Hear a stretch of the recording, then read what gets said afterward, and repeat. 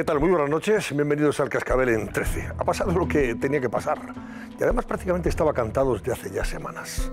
Que España y Barcelona se han quedado sin la Agencia Europea del Medicamento. Esta significativa pérdida política y económica es otra más de las consecuencias negativas que ese separatismo de Puigdemont y sus aliados han causado a la economía y bienestar en general de todos los españoles, pero especialmente de los catalanes.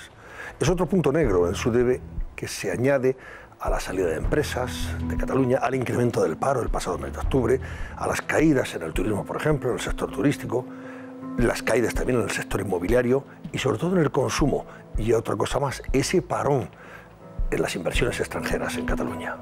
El desahogo estratosférico del prófugo Puigdemont, sin embargo, ha llegado a culpar en un comentario en Twitter al gobierno de Rajoy y a la aplicación del artículo 155 de que Barcelona se haya quedado sin esta agencia que tiene que dejar Londres, como saben ustedes, por el Brexit. El desahogo facial del golpista Puigdemont es directamente proporcional a su irresponsabilidad y frivolidad. Barcelona ha perdido la oportunidad de albergar la sede de la Agencia Europea del Medicamento, a pesar de que los cerca de 1000 empleados y sus familias la preferían a otras ciudades europeas, sencillamente por la crisis política que está viviendo España a cuenta de ese desafío separatista y esa inseguridad social, económica y jurídica que todo esto ha generado, como decía, con la salida de empresas, por ejemplo, de Cataluña. Esa situación de inseguridad política y económica desaconsejaron hace ya semanas su elección, tal y como hemos venido adelantándoles en este programa, por más que Puigdemont pretenda ahora desviar la culpa a Rajoy. ¿Acaso tenía sentido elegir para la sede de una agencia europea a la capital de una comunidad que quería dejar España y, por ende, salirse de la Unión Europea? Por no hablar de la nula estima, por ejemplo, que los partidarios de la señora alcaldesa Ada Colau tenían por recibir esta agencia en la ciudad condal. Barcelona ha sido eliminada en la primera ronda de votaciones y con la confirmación de su descarte también se ha confirmado a la vez, por ejemplo, fíjense, la pérdida de una inversión anual de 340 millones de euros anuales, más 900 empleos directos, cerca de 4.000 o 5.000 empleos indirectos, así como otros beneficios económicos relacionados con la industria farmacéutica, como por ejemplo la visita anual de más de 36.000 expertos de laboratorios farmacéuticos de todo el mundo que habrían recalado anualmente en Barcelona, siempre con poder adquisitivo, eso aumentaría el consumo, lógicamente, y que ahora van a viajar, ¿dónde? A Ámsterdam, a la ciudad holandesa de Ámsterdam. Ha sido la sede elegida esta tarde para sustituir a Londres, además en un sorteo muy reñido con Milán. En fin, más allá de las responsabilidades políticas y penales en las que hayan incurrido, sin duda, los actores protagonistas del secesionismo supremacista y que se están investigando judicialmente, como saben, también está ese lucro cesante que sus acciones irresponsables están causando en la economía y en el bienestar de todos los ciudadanos de Cataluña y por los que algún día también tendrán que responder. Ojalá que sea en las urnas del próximo día 21 de diciembre. No hay nada más democrático que eso, sin duda alguna. Bueno, Susana Ollero, ¿con quién hablaremos sobre esta pérdida económica de hoy? Buenas noches, Susana. Buenas noches, Antonio. Pues sí, se nos ha esfumado esa Agencia Europea del Medicamento y con ella hemos perdido, y hablabas tú de algunos de esos datos, de esas cifras alarmantes, 900 puestos de trabajo directos, 4.500 puestos indirectos, 400 millones de euros de inversión anuales y también afecta al sector turístico, que pierde una media de 30.000 pernoctaciones también al año. Vamos a analizar todas estas pérdidas económicas con el presidente de los empresarios catalanes, con Josep Bou, en unos momentos. Antonio. Y más temas, más invitados, que esta noche tendremos la oportunidad de presentarles y comentar con ellos la actualidad aquí en el Cascabel. Vean ustedes. Llevaba casi 1000 días secuestrado en su propio domicilio por el régimen venezolano. A usted todos los días, alcalde, le hacían una fotografía con el periódico del día. Además se la hacían varias veces. A veces la hacían varias veces. Cuando veían protestas, manifestaciones, ellos reforzaban la guardia. El vampiro volando libre por el mundo. En unos minutos entrevistamos al exalcalde de Caracas, Antonio Ledezma, que nos cuenta la arriesgada huida de su país. Guerra informativa. La nueva amenaza del siglo XXI. Provocadores en la red que trabajan 24 horas al día con un objetivo: publicar noticias falsas y desestabilizar los gobiernos del mundo. Pero ¿quién está detrás? ¿Cómo se financia? Esta noche en el Cascabel. Y esta noche también comentaremos y destacaremos y analizaremos sin duda ese importante discurso inaugural de la Asamblea Plenaria de la Conferencia Episcopal Española que ha pronunciado Monseñor Ricardo Blázquez en la apertura de esa asamblea hoy con nuestros invitados que enseguida, dentro de un ratito, les presentaré. Pero antes tenemos que hablar también de ese barómetro. La pregunta que hoy nos planteas, Paula Sánchez, buenas noches. Buenas noches. Bueno, pues como les estamos contando, no ha podido ser. España y Barcelona se quedan sin esa Agencia Europea del Medicamento y nosotros lo que queremos saber es qué piensan ustedes, si esto se ha debido a esa crisis independentista o no, si se debe a otros factores. Por eso la pregunta que les planteamos durante el barómetro de la noche es si cree que la crisis independentista ha influido para que Barcelona se quede sin la Agencia del Medicamento. Así de sencilla la pregunta y, como siempre, con dos respuestas. La afirmativa en el 905-855-001 o la negativa, ese no, en el 905-855-002.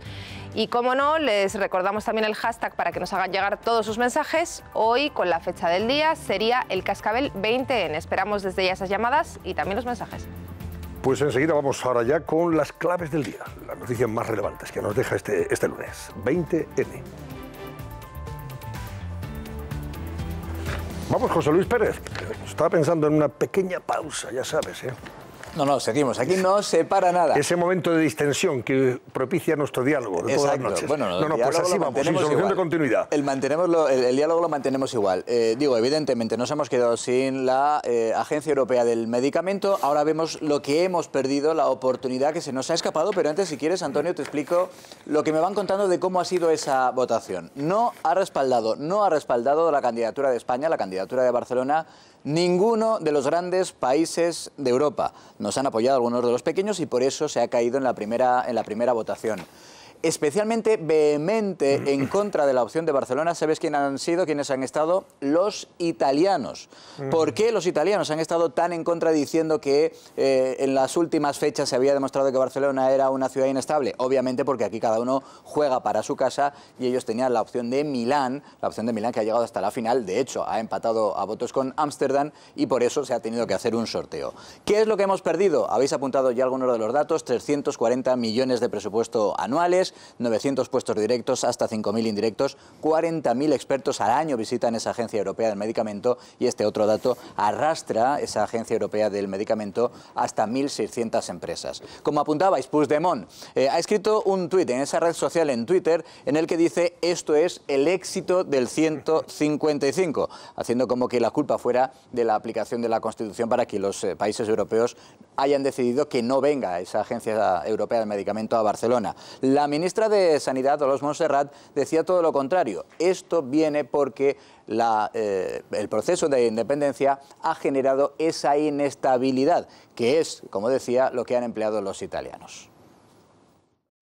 Las últimas semanas, desde el 6 y 7 de septiembre, pues las cosas se han complicado porque ha habido un movimiento independentista que ha ido en contra, ¿no?, del orden constitucional, en contra de Europa, en definitiva. Hay alguien que no ha remado con la misma fuerza y con la misma dirección que muchos hemos remado. Mira, esto de remar en la misma dirección también ha sido la clave del por qué al final, aunque ya lo dábamos por hecho, se ha confirmado, por desgracia, esa mala noticia de que no hemos recibido en Barcelona la Agencia Europea del Medicamento. Eso mismo, no se ha remado todos en la misma dirección, es la frase que emplea el líder de la oposición, el secretario general de los socialistas, Pedro Sánchez. Y cada cual que saque sus conclusiones. Y me gustaría que esa movilización conjunta que ha habido de todas las administraciones se pudiera dar en otros muchísimos asuntos que sin duda algunas son importantes para. Luego hablaremos detenidamente de este asunto. Ahora comentamos cómo se están repatriando en estos momentos los restos mortales del fiscal general del Estado, José Manuel Maza, desde Buenos Aires. Llegarán a Madrid dentro de un breve tiempo. ¿Y qué va a pasar a partir de ahora? ¿Quién le va a sustituir? ¿Cómo va a ser el relevo, José Luis? Se abre ese proceso una vez que efectivamente el fiscal Maza tristemente ha fallecido con motivo de esa sepsis, que por cierto es una enfermedad más común de lo que pudiera parecer. 17.000 personas fallecen al año por esa enfermedad, por sepsis, en España. El proceso comienza de la siguiente manera. Es una propuesta, el sustituto de Maza a propuesta del Gobierno. Es quien hace esa primera propuesta de un hombre, pero tiene que pasar otros dos filtros importantes. El primero del Consejo General del Poder Judicial y también de la Comisión de Justicia del Congreso de los Diputados. Quiere esto decir que la persona elegida debe suscitar al menos cierto consenso. Eso, digo, es la propuesta, parte del Gobierno. Evidentemente el nombramiento es a cargo del Rey. ¿Qué requisitos debe cumplir la persona propuesta para ese cargo? Debe ser un jurista de reconocido prestigio y al menos tener 15 años de ejercicio en la profesión, de manera que no es un perfil, digamos, imposible de conseguir. Es más, hay varios posibles candidatos. ¿Cuándo conoceremos el nombre? Lo primero, quizá lo más importante, no hay un plazo establecido. Es verdad que, evidentemente, por el momento político en el que nos encontramos, se quiere reducir al máximo ese plazo y puede ser entre 2 y 3 semanas cuando, como digo, el Rey nombre al nuevo fiscal en sustitución de José Manuel Maza. Y mientras tanto, pues vamos a entrar dentro de muy poquito en esa carrera electoral para el 21 de diciembre. Siguen publicándose encuestas. Yo creo, José Luis, que no son muy de fiar. Las encuestas que se están publicando, no digo yo que no se hagan con rigor, pero es verdad que en este momento todavía no sé si tienen el pálpito que nosotros estamos deseando de luego ver reflejado en las urnas. No son muy de fiar, vamos. Sobre todo porque la política ahora mismo en Cataluña está muy polarizada, que es esa palabra que se ha puesto de moda para indicar que todo puede cambiar, además en cuestión de días e incluso en cuestión de horas. Pero evidentemente, como decía, se han publicado en las últimas horas, en los últimos días, desde el fin de semana, varias encuestas. Vamos a empezar señalando la de GAT3 para el diario ABC, en la que yo destacaría fundamentalmente 3 claves. La primera es que, digamos que el bloque constitucionalista sube en respaldo y además sube con fuerza. 8 puntos. El bloque constitucionalista crece conforme a las elecciones autonómicas del 2015. Por el contrario, el bloque independentista baja 2,5 puntos.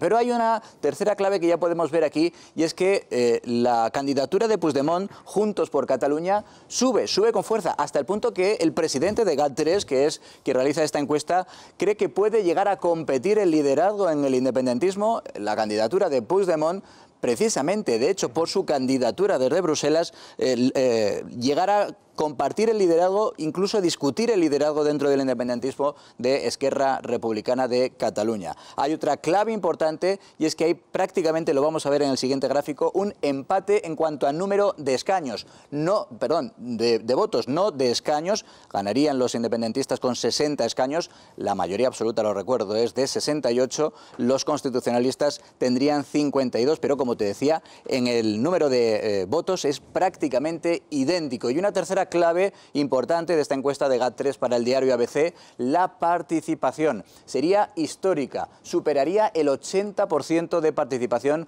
hasta alcanzar el 82%. Y siempre se ha dicho, siempre se ha interpretado que a mayor participación en esas elecciones, mayor opción del bloque constitucionalista. Hay también una segunda encuesta, la segunda encuesta la publica El Periódico hoy mismo, y en ella yo creo que lo fundamental es que en todos los casos, yendo a la parte alta, a la parte baja de la horquilla, el bloque independentista mantendría la mayoría absoluta, según este sondeo que publica El Periódico, la mayoría absoluta con un perfil, con una horquilla entre 68, que es el mínimo, y 71 escaños.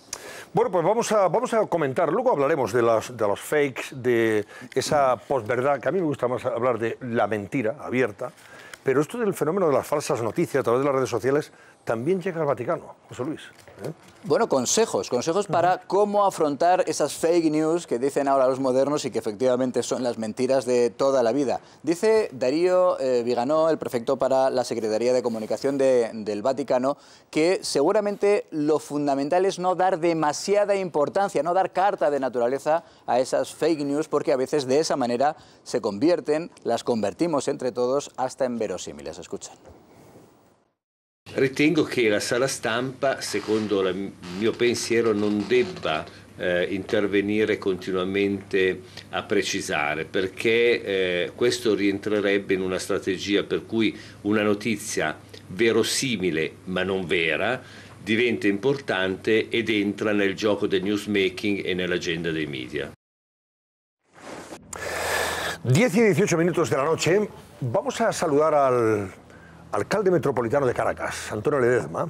El pasado jueves salía de Caracas, huyó de su casa donde estaba en arresto domiciliario, también huyó de Maduro, y después de 22 horas de viaje por carretera, burlando controles, sufriendo un asalto incluso y más de un susto, por fin cruzó el puente Simón Bolívar que separa Venezuela de Colombia y se sintió a salvo.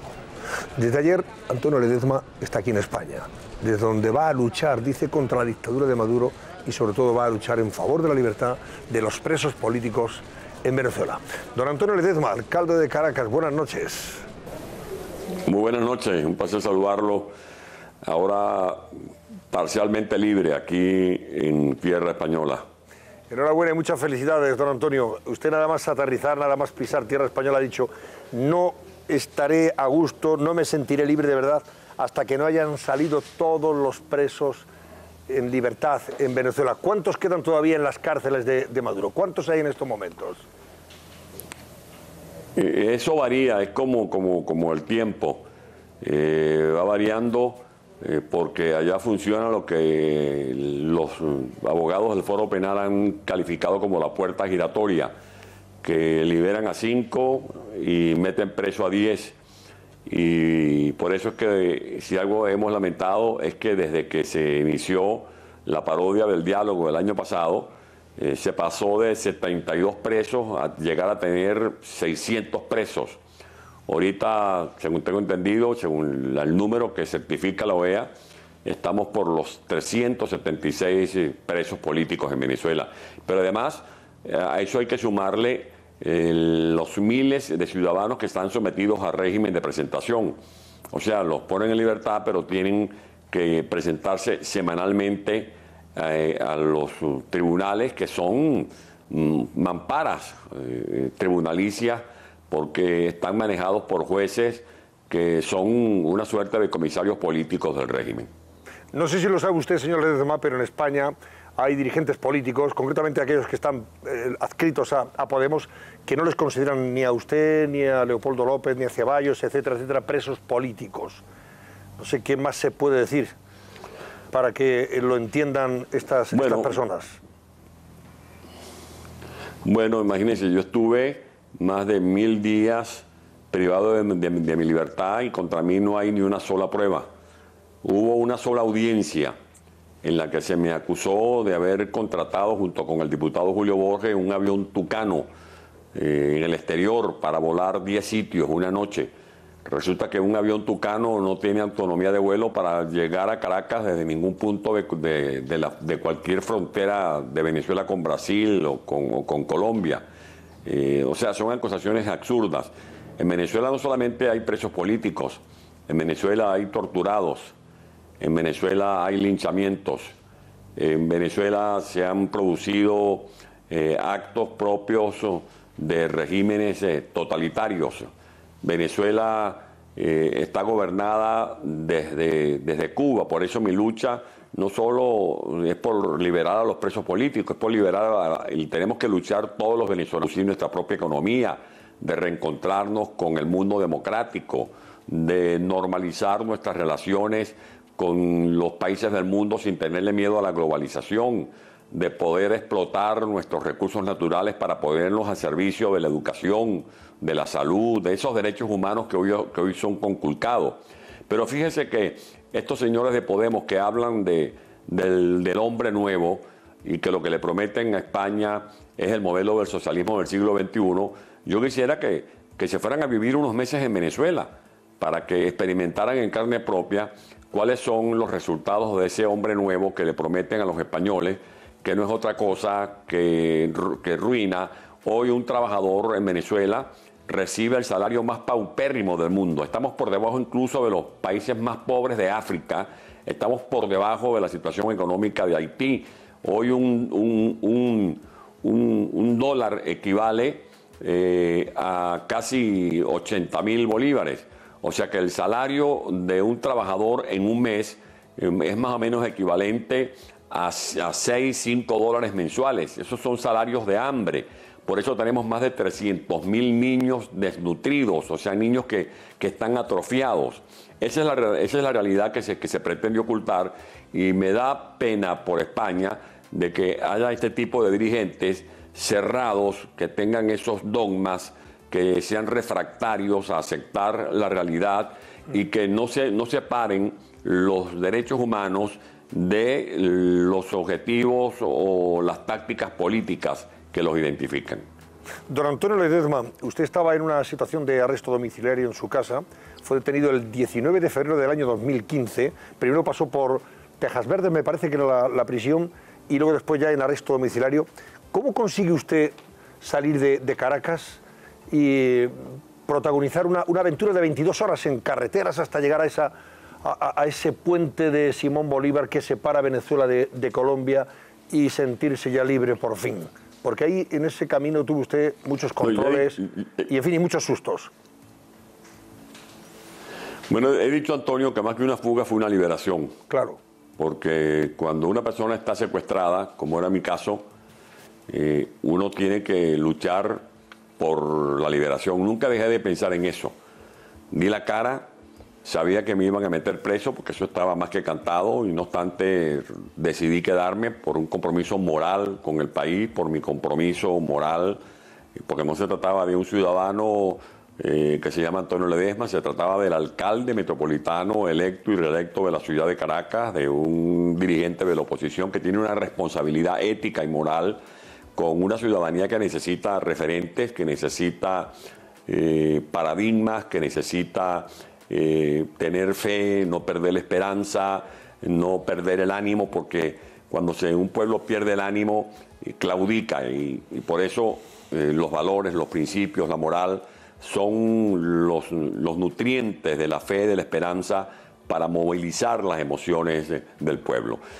Planificamos esta liberación sabiendo que corríamos muchos riesgos.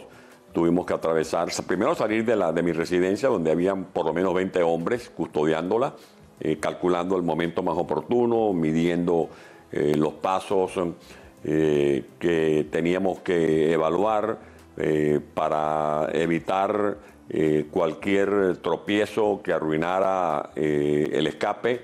Luego, contando con gente muy valiosa, con gente muy valiente, y no hay duda que hubo ayuda de factores militares, porque no todos los miembros de la Fuerza Armada Nacional están corrompidos, no todos están sometidos a esta narcodictadura que ha colocado en el foso de la miseria a nuestro país. Esa fue la experiencia de esta titánica labor de un grupo que me liberó y que hoy me hace posible que esté desde España hablando por todos los venezolanos que sufren los rigores de un gobierno que ha malbaratado la más grande riqueza que haya podido tener Venezuela en las últimas décadas de vida republicana. ¿Usted cree que le reconocieron en algunos de esos controles, algunos de los militares que estaban formando parte de esos controles, hasta 30 creo que tuvo que pasar el coche en el que usted viajaba? ¿Alguno de esos militares le reconoció y le hizo algún guiño como diciendo, le conozco, pero usted sigue adelante en este camino de libertad que ha emprendido? Sí, le voy a relatar el último tramo, que fue, como decir, ya la recta final, pues a pocos metros de la meta, como cuando uno está corriendo un maratón. Yo usé un suéter con una capucha como la que tiene el camarógrafo que está haciendo posible que se vea mi imagen.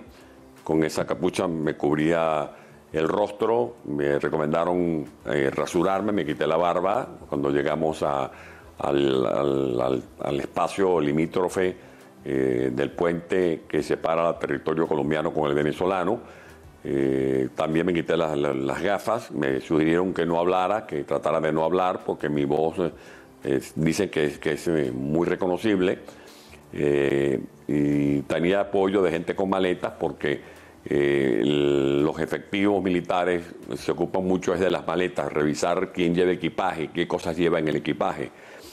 Pero ya cuando faltaban 15, 14 metros para la meta, o sea, para ya llegar al territorio colombiano, una señora, no sé, fijándose, me ve y dice, Ledezma, usted es Ledezma, y lo dice de buena fe, como con emoción, y en eso yo me di cuenta que un efectivo de la Guardia Nacional escucha, me mira, dije, nada, listo, estoy atrapado, pero más bien me guiñó, me hizo un guiño con el ojo, siga adelante, Y cuando sigue adelante era que a mí esos 13 metros que faltaban me parecían como 13 kilómetros, hasta que crucé, apuré el paso, manteniendo por supuesto la serenidad, y cuando estaba en territorio colombiano, que me iba a identificar con un carnet que se me había preparado, no hizo falta porque el funcionario de inmigración me dijo, me abrazó: bienvenido alcalde a tierra libre, usted está en Colombia. Esa es la historia. Bueno, enhorabuena de verdad, don Antonio Ledesma. ¿Cómo han sido estos 2 años que lleva usted entre el arresto, vamos, detenido en esa prisión, Tejas Verdes, y en su casa? ¿Cómo ha sido el día a día? Bueno, recordar a Don Quijote, cuando dijo, le decía a Sancho Panza que no encierra la tierra ni los mares, ningún tesoro que pueda superar el valor de la libertad. No hay nada más preciado en la vida para un ser humano que la libertad.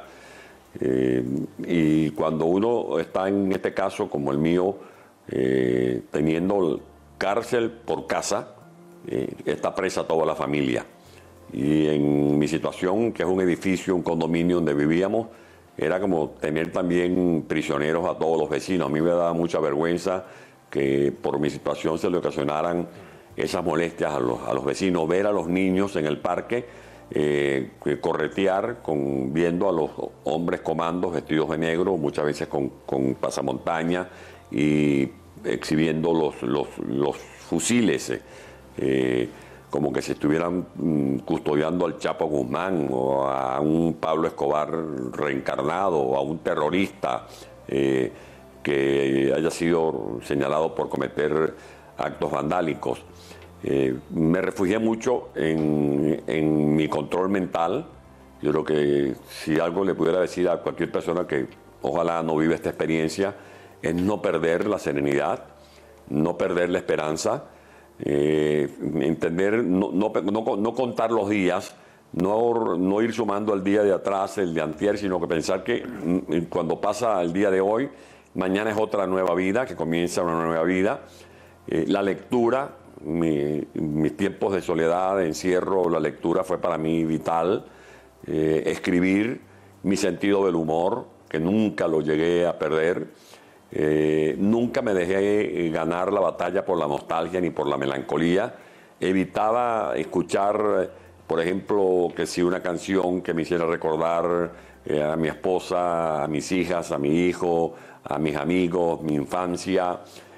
Hacía ejercicios mentales. Yo caminaba en el apartamento, porque no me dejaban salir del apartamento, por lo menos 1 hora y media, caminaba en la mañana o en la tarde, y en esa 1 hora y media yo hacía viajes. Por ejemplo, venía para España y recordaba mis reuniones con Álvarez de Manzano, los acuerdos que hicimos cuando formábamos parte de la UCI, recordaba mis reuniones con Ruy Gallardón, recordaba mis reuniones con Ana Botello, recordaba mis reuniones con las autoridades políticas, con Felipe González, los consejos de Aznar, la reunión que había tenido con Rajoy. A veces me iba al Perú y a veces me iba al interior de Venezuela, y cuando veía el reloj ya habían transcurrido 1 hora y cuarto, 1 hora 20 minutos. O sea, una manera también de ganarle la ansiedad al tiempo.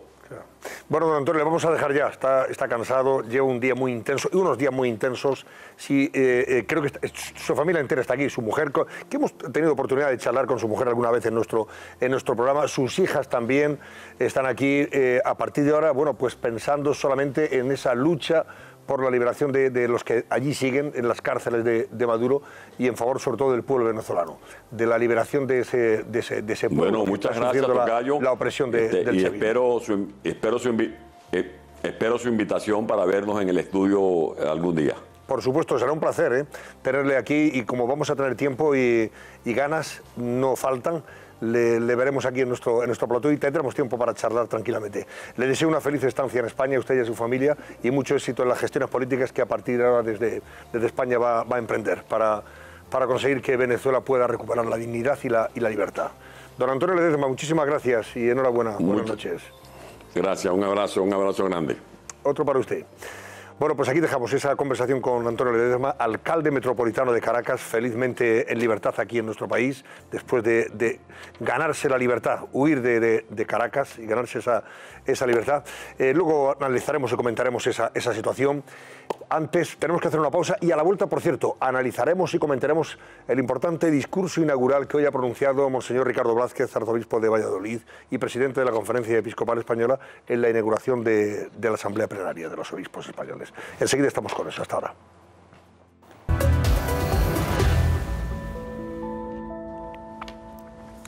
Bueno, son las 11:23 de la noche y ya les presento a quienes esta noche me acompañan para comentar, entre otras cosas, la noticia que vamos a abordar enseguida y que tiene que ver con ese descarte ya definitivo de Barcelona, que se ha quedado sin la Agencia Europea del Medicamento, algo que habíamos aquí adelantado, y no es porque seamos adivinos, no somos rapel ni mucho menos, era algo previsible en función de las circunstancias políticas y sociales que se están viviendo en España a cuenta de ese desafío separatista. ¿Cómo va Europa a confiar una agencia tan importante a Barcelona cuando es la capital de una comunidad cuyos dirigentes quieren separar de España a esa comunidad y además salirse de Europa? Si es que, en fin, es de locos todo esto, es tan absurdo, y al final pues ha pasado lo que tenía que pasar, que se ha llevado Ámsterdam, después de una reñida votación con Milán, se ha llevado el gato al agua, y nunca mejor dicho.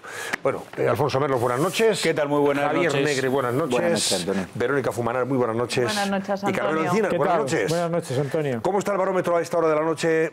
Porque va de esto precisamente, Paola Sánchez. Sí, precisamente es la pregunta de la noche, si creen ustedes que la crisis independentista ha influido para que Barcelona se quede, en este caso, sin la sede de la Agencia del Medicamento. Tenemos datos bastante reveladores. 66,8% de ustedes creen que sí. No tienen ninguna duda en que ha sido esa crisis independentista, frente a un 33%. No obstante, nos queda casi todavía una horita y media de programa, así que sigan llamando al 905-855-001 para respuestas positivas, 905-855-002, si creen ustedes que no tiene nada que ver. Susana Ollero nos va a contar precisamente las reacciones que esto ha suscitado, los datos, la información y las reacciones que el hecho ha sugerido y se ha subrayado después de perderse Barcelona, esa Agencia Europea del Medicamento, y las consecuencias económicas que va a tener sin duda alguna, que también las analizaremos. Adelante, Susana, buenas noches. Buenas noches, Antonio. Pues esa es la frase, no ha podido ser.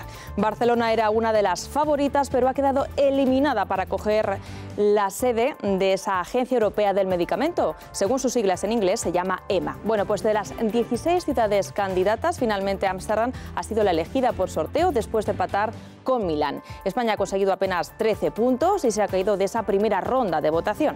La ministra de Sanidad ha transmitido este mensaje positivo nada más conocer la noticia a primera hora de la tarde. Escuchen. Desde aquí un mensaje de unidad, de trabajar juntos. Cuando mejor lo hemos hecho es cuando hemos trabajado juntos. Y así lo hemos demostrado en los últimos 40 años. Bueno, ese ha sido un mensaje de esperanza, pero también ha hecho otro más, realista. Según la ministra, la crisis catalana ha lastrado las opciones que tenía Barcelona para ganar. Así lo ha dicho. Este quizás es uno de los daños directos, otro de los daños directos que nos ha podido llevar el independentismo a Cataluña. Realmente la división social en Cataluña no nos ha llevado nada. La división social lo único que nos ha llevado es pérdida económica. Pues vamos a ver cuáles han sido esas pérdidas. En primer lugar, ¿qué hemos perdido? ¿Qué es esa Agencia Europea del Medicamento? Pues es el organismo que decide si un medicamento puede venderse o no en los países miembros de la Unión, además de Islandia, Noruega y Liechtenstein, como están leyendo aquí. ¿Pero por qué Barcelona era una de esas favoritas? Pues porque España quedó la segunda en 1992, cuando ganó Londres, le ganó esa carrera. En nuestro país se encuentran 26 de las 30 grandes compañías farmacéuticas mundiales y solo en Barcelona tiene cerca de 230 laboratorios farmacéuticos y es el principal polo de investigación biomédica del sur de Europa. Solamente en Barcelona hay 31 centros de desarrollo. Pero vamos a los beneficios económicos que se nos han esfumado. Y empezamos con esos 900 empleos directos que hemos perdido, que habría generado esa Agencia Europea del Medicamento. 4.500 empleos indirectos, 400 millones de euros de inversión anual y 36.000 visitas de expertos que habrían venido aquí a nuestro país. país. Además, Sanidad estima que hemos perdido unas 30.000 pernoctaciones anuales y ese desarrollo de negocios de investigación, desarrollo e innovación. Un sector, el de I+D+I, que va en picado desde 2010. Bueno, pues todo esto hemos perdido esta misma tarde. Las reacciones, como decía Antonio, nos han hecho esperar. Esto es lo que ha dicho Pedro Sánchez, el secretario general del PSOE. Me gustaría que esa movilización conjunta que ha habido de todas las administraciones se pudiera dar en otros muchísimos asuntos que sin duda alguna son importantes. Eso es lo que ha dicho Pedro Sánchez, y Albert Rivera ha publicado este tuit que van a ver ahora mismo. Qué rabia que el golpe separatista nos deje a los barceloneses y a España sin esta sede europea. Paremos esta ruina. El presidente del PP en Cataluña también ha lamentado con este tuit: la mejor candidatura no ha podido vencer la imagen de una Generalitat jugando a ser una república, y unos políticos insultando el resto de España y a las autoridades europeas. Una lástima, ha terminado diciendo Albiol. Y terminamos con el mensaje en Instagram que ha publicado Carles Puigdemont. Ha entrado al trapo con un comentario que les vamos a leer para saber qué opinan ustedes. Barcelona no acogerá a la Agencia Europea del Medicamento. Es un nuevo éxito del 155. Encarcelar a líderes civiles y a la mitad del gobierno legítimo, forzar el exilio de la otra mitad, erradicar el autogobierno y ahora ya podemos sumar, empobrecer el territorio. Hasta el 1 de octubre, Barcelona era la favorita. Con violencia, retroceso democrático y el 155, el Estado la ha sentenciado. No sé qué os parece, Antonio. Porque nos parece que hay mucho face y mucho desahogo en el señor Puigdemont. Hay que tener mucho desahogo para decir lo que es, o para escribir lo que ha escrito. En fin, y mucha face. José Luis Concejero, corresponsal de COPE en Bruselas. Buenas noches, José Luis. ¿Qué tal, Antonio? Muy buenas noches. Bueno, yo no sé, hoy leyendo, en fin, las informaciones después de que Barcelona quedara descartada, daba la impresión de que aquí algunos todavía no se habían enterado de que las posibilidades eran nulas. De verdad que en este programa venimos hablando de este asunto desde hace ya bastantes semanas y desgraciadamente hemos venido advirtiendo que había muy pocas posibilidades de que Barcelona pudiera quedarse esta agencia, porque las condiciones políticas, sociales y económicas eran desastrosas en estos momentos, ¿no? ¿Cómo ha sido la votación? ¿Qué se ha dicho? ¿Qué comentario ha suscitado todo esto, José Luis? Sí, bueno, Antonio, si alguien tenía pensado que Barcelona tenía alguna posibilidad de albergar la Agencia Europea del Medicamento, es que todavía no se había dado cuenta, efectivamente, que a Bruselas no llegan los Reyes Magos, que Europa no regala nada, que Europa siempre va en contra de la inestabilidad, que Europa siempre va en contra de esas situaciones que pueden complicar aún más ya la dura vida que tienen las instituciones europeas. A Europa le gusta la paz, a Europa le gusta la tranquilidad, a Europa le gusta la seguridad. Por lo tanto, todo esto son cuestiones que ahora mismo nos estaban dando en Cataluña a 3 semanas, 4 de unas elecciones autonómicas. Fíjate si nos ha ido tan mal, que es que nos hemos caído incluso en la primera ronda. Es decir, prácticamente antes de la votación, todos los Estados miembros que votaban, los 27, porque el Reino Unido no votaba hoy, tenían claro que Barcelona había que cargárselo prácticamente en esa primera ronda, y es lo que ha pasado. Llama la atención incluso que hemos quedado por detrás de Bratislava, Eslovaquia, una ciudad que tiene un aeropuerto menor de segunda categoría, que no tiene una red de transportes y que tampoco tiene ni siquiera una historia farmacéutica, y ha quedado por delante de nosotros. Por lo tanto, esto garantiza que el proceso independentista ha sido determinante en esta situación y en cómo nos hemos quedado fuera en la primera de cambio. Y al final ha sido Ámsterdam la que ha ganado, ¿no? Precisamente en una votación muy reñida con Milán, pero que ha necesitado el sorteo. O sea, ha tenido que hacerse un sorteo dado que había un empate, pero empate total y absoluto entre Milán y Ámsterdam. Sí, era lo último que podía ocurrir, era una situación bastante remota que se diese, pero bueno, han quedado para la final Copenhague, Milán, y luego ha quedado Ámsterdam también, y finalmente han empatado a votos tanto Milán y Ámsterdam, y ha sido pues lo que se hace en estas ocasiones: se ponen ambos nombres en una urna y finalmente se hace por sorteo. La otra agencia, que también va a salir de Londres en marzo de 2019, que es la Autoridad Bancaria Europea, que finalmente se la lleva a París, la solución ha sido de la misma manera. Han tenido un empate con Dublín y también ha sido por sorteo, es decir, hoy hemos estado un día de muchos sorteos en el Consejo Europeo, porque ambas agencias, la nueva ubicación se ha determinado por un sorteo de última hora. Muchas gracias, José Luis Concejero, y muy buenas noches, amigo. Un abrazo fuerte, Antonio.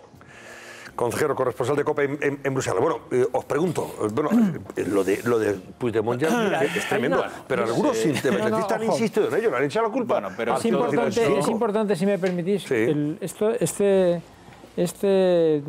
esta declaración que hace descarada Puigdemont me permite recordar que antes del verano hubo una comparecencia que tuvieron que hacer los quienes defendían la candidatura española, la de Barcelona, que era el gobierno español, y la Generalitat, también el Ayuntamiento de Barcelona, y fue Puigdemont a esa comparecencia. Entonces, oye, presentaron la candidatura de Barcelona, y Barcelona cumplía todas y cada una de las exigencias. Tenía muchísimas posibilidades. Y aparecía como favorita en esa comparecencia. Pero quien dirigía aquel examen, que me parece que era una mujer de la Agencia del Medicamento, al final preguntó por el conflicto territorial de Cataluña. Claro. Y entonces el gobierno español lo que respondió en esa comparecencia, en ese examen, dijo no sé, España, el Estado español garantiza la unidad de España, territorial, en fin. Sí, que no hay problema. El discurso que no podía ser de otra manera. Y le preguntó a Puigdemont. Y Puigdemont dijo que aunque hubiera independencia, estaba claro que Cataluña iba a seguir en la Unión Europea. Claro. La persona a quien le preguntó, que les había hecho esa pregunta, les dijo, bueno, quiere decir que ustedes aquí no me están respondiendo con claridad a lo que les pregunto. Así que trasladaré esta incertidumbre, la trasladaré a los estados. Y esto es ese día, yo creo que ese día, se condenó a Barcelona perdió sus opciones. Pasó de ser favorita a quedar prácticamente relegada a la situación que hay ahora. Los 900 empleados de la agencia, entre 900 y 1000 que tiene y que viven en Londres actualmente, esta gente vive con su familia y hay gente con gran poder adquisitivo, lógicamente, y que, hombre, fíjate desde el punto de vista del consumo que supone. Ha habido una pérdida de riqueza. Esa gente había elegido, parece ser, no sé si hay alguna votación interna, alguna que se ha hecho sobre sus preferencias en las ciudades a las que podría irse la agencia, y habían apostado por Barcelona. Claro, es que ha habido una pérdida de riqueza impresionante. A mí me parece que hay varias cosas que en las últimas semanas ya se han hecho y que eran muy importantes. Lógicamente a Cataluña se tenía que devolver lo que significa el imperio de la ley, se tenía que recuperar el orden en Cataluña, los catalanes y el conjunto de los españoles, pero han vuelto a ser ciudadanos que están viendo cómo sus dirigentes ni hacen actos de presunta sedición ni de presunta rebelión, ni malversan dinero público, ni hacen prevaricación, ni incurren en desobediencia. Todo eso era muy importante. Para mí me parece que hay una tarea, y lo digo a colación de las palabras del señor Puigdemont, que tenemos todavía por delante, y es la tarea de luchar contra las mentiras. Estas declaraciones que hemos escuchado pues pueden sonar hilarantes, pintorescas, extravagantes. Cada uno puede sacar la conclusión de que el señor Puigdemont vive en una realidad paralela, en una especie de mundo Matrix que tiene unos códigos, unos conceptos, todo lo que queramos. Pero eso no puede dejar de denunciarse y no puede dejar de decirse de forma clara, de forma pública y de forma fuerte, que cuando hay dirigentes políticos del Partido Popular o del Partido Socialista o de Ciudadanos o personas que no pertenecen a ningún partido político que le están diciendo al señor Puigdemont y al movimiento separatista de Cataluña que a esa comunidad autónoma se le está llevando a la ruina, al desastre, al precipicio, no puede dejar de decirse que todo eso no son metáforas o son palabras que se dicen para quedar bien. Bueno, es que este señor lleva a la ruina. Es que es la realidad. Es que este informe que se ha presentado aquí en el Cascabel hace 10 o 15 minutos, dato sobre dato, análisis sobre análisis, es devastador. Y realmente o se toma conciencia de que si se siguen las tesis de los separatistas catalanes hay un peligro real, incluso desde lo que significa el punto de vista material, el dinero y otras cosas, o se toma conciencia de que eso es así y se cambia definitivamente, o vamos a tener un problema y hay que luchar contra las mentiras. Si me permite, no simplemente, yo no puedo más que darle la razón a lo que dice Alfonso, pero no es tarea fácil, Alfonso, hay que reconocerlo. Te voy a decir por qué. Mira, el señor Puigdemont tiene el descaro de decir esto que expresa en Twitter, cuando nos tenemos que hacer la pregunta, ¿cómo van a traer aquí a la Agencia del Medicamento si se están marchando las empresas? Claro. Si se marchan las empresas de Cataluña, ¿cómo por lo van a hacer? Por eso es un gran contrasentido. Y el señor Puigdemont eso Claro. Lo menciona. Aquí... Dice que es por el 155. Coño, si el 155 es lo que ha cortado la sangría de empresas, es lo que lo ha cortado. Si no, ahora estarían en 5.000 o 6.000 empresas, o ya habrían devastado el ejército, el tejido industrial y económico de Cataluña. Hombre, es que, el problema es que esta gente maneja la mentira con una facilidad y con una normalidad porque hay muchas personas y sigue siendo un riesgo. Que aceptan esa realidad virtual de la que tú hablabas, el mundo este de Matrix, esa realidad virtual la aceptan, se la tragan tranquilamente y no pasa nada. Y es una lucha desigual, como los molinos de Don Quijote. Sí, pero... Estás en desigual batalla. Hay que dar la batalla. Porque ¿cómo luchas contra los que se creen toda esta sarta de mentiras una tras otra? O sea, acordaros que cuando se estaban marchando las empresas y los bancos, decían que era por la intervención de la policía el 1 de octubre. Hombre, mire usted... hable usted con los de los bancos y pregúnteles por qué se van o por qué la gente que estaba, los clientes, los impositores en esos bancos habían decidido cerrar las cuentas y llevárselo a otros bancos. Pregúnteselo a ellos. Haga usted un esfuerzo por bajar a la realidad. No les interesa la realidad. Ese es el problema. Con lo cual es un trabajo verdaderamente difícil. Es verdad que hay que hacerlo, pero es un trabajo ciclópeo. Hay que decirlo abiertamente, los golpistas van a quedar en la historia, van a pasar la historia, no solo como traidores y cobardes, sino también como aquellos que empobrecieron Cataluña, y hay que decirlo abiertamente, como unos auténticos ladrones, porque han robado su propia tierra, 300 millones de euros de presupuesto que tiene la Agencia Europea del Medicamento, que iba a incidir en Barcelona. Le han robado 35.000 noches de hotel. O sea, le han robado a un montón de personas de mucha preparación que tienen alto nivel adquisitivo, que iban a meter a sus hijos en colegios privados, que iban a cenar en restaurantes caros y que eso iba a generar riqueza. Y he podido conocer la intrahistoria de todo lo que está ocurriendo, la cocina, desde el pasado 6 de septiembre, que es cuando empieza toda esta locura independentista en el Parlamento. El gobierno ya sabía que no había prácticamente ni una sola oportunidad de albergar la Agencia Europea del Medicamento. Os cuento más datos. De los 5 países que han votado a España, uno ha sido Portugal, otro Francia y otro, curiosamente, Bélgica.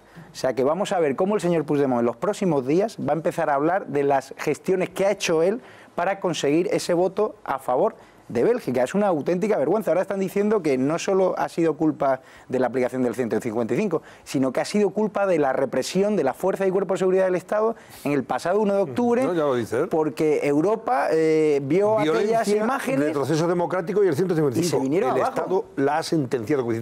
El Estado, o sea, España, el Estado, Rajoy ha sentenciado que... Antonio, estos señores tienen que permanecer en la cárcel durante una larga temporada, y lo digo abiertamente porque están llevando la ruina a Cataluña. 2.500 empresas y ahora la Agencia Europea del Medicamento. ¿Cómo van a albergar la sede europea de una agencia súper importante si quieren romper España y forma parte de una comunidad autónoma cuya capital, cuyos líderes quieren llevar a la independencia, a formar parte fuera de la Unión Europea? Es que me parece una auténtica utopía, una locura.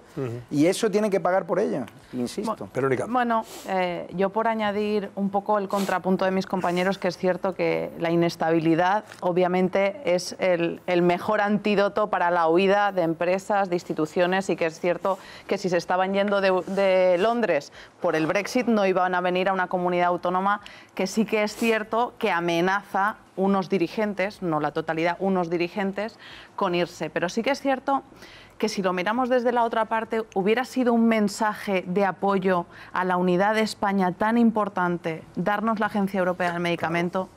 Es decir, hubiera sido una apuesta de Europa hacia la unidad de España, un apoyo al gobierno, un apoyo a todos esos partidos políticos que de forma conjunta están defendiendo un proyecto dentro del seno de la Unión Europea tan importante, que creo que hubiera sido un espaldarazo muy importante para la idea de España. Pero aquí hay rivales que juegan, Antonio, aquí hay rivales que juegan, hay lobbies que juegan, y estoy seguro que esos lobbies han aportado documentación sobre la inestabilidad que hay en España, pero dosieres y dosieres de todo lo que ha habido. O sea, aquí no se juega limpio. Por acabar, nosotros la imagen que proyecta España como país de fortaleza, considero que hubiera sido un espaldarazo brutal. Sí, pero hubiera sido un espaldarazo, porque sí que es cierto que ahora la amenaza sobre la posible ruptura está siendo creíble por la Unión Europea.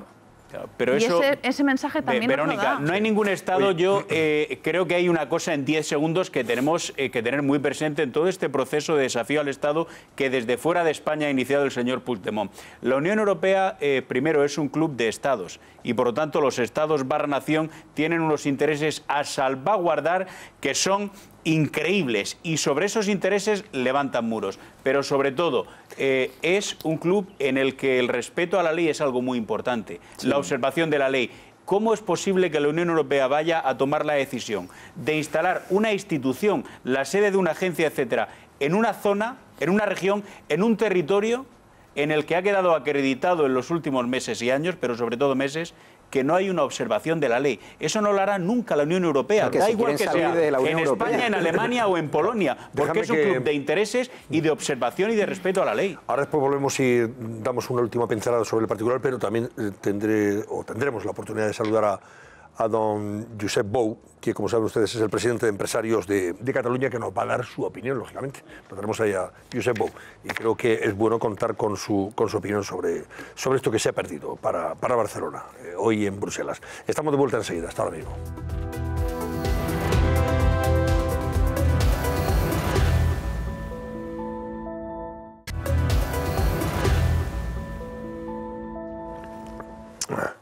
Bueno, tenemos pendiente una conexión con Josep Bou, presidente de Empresarios de Cataluña, que está ahí en Barcelona. Buenas noches, don Josep.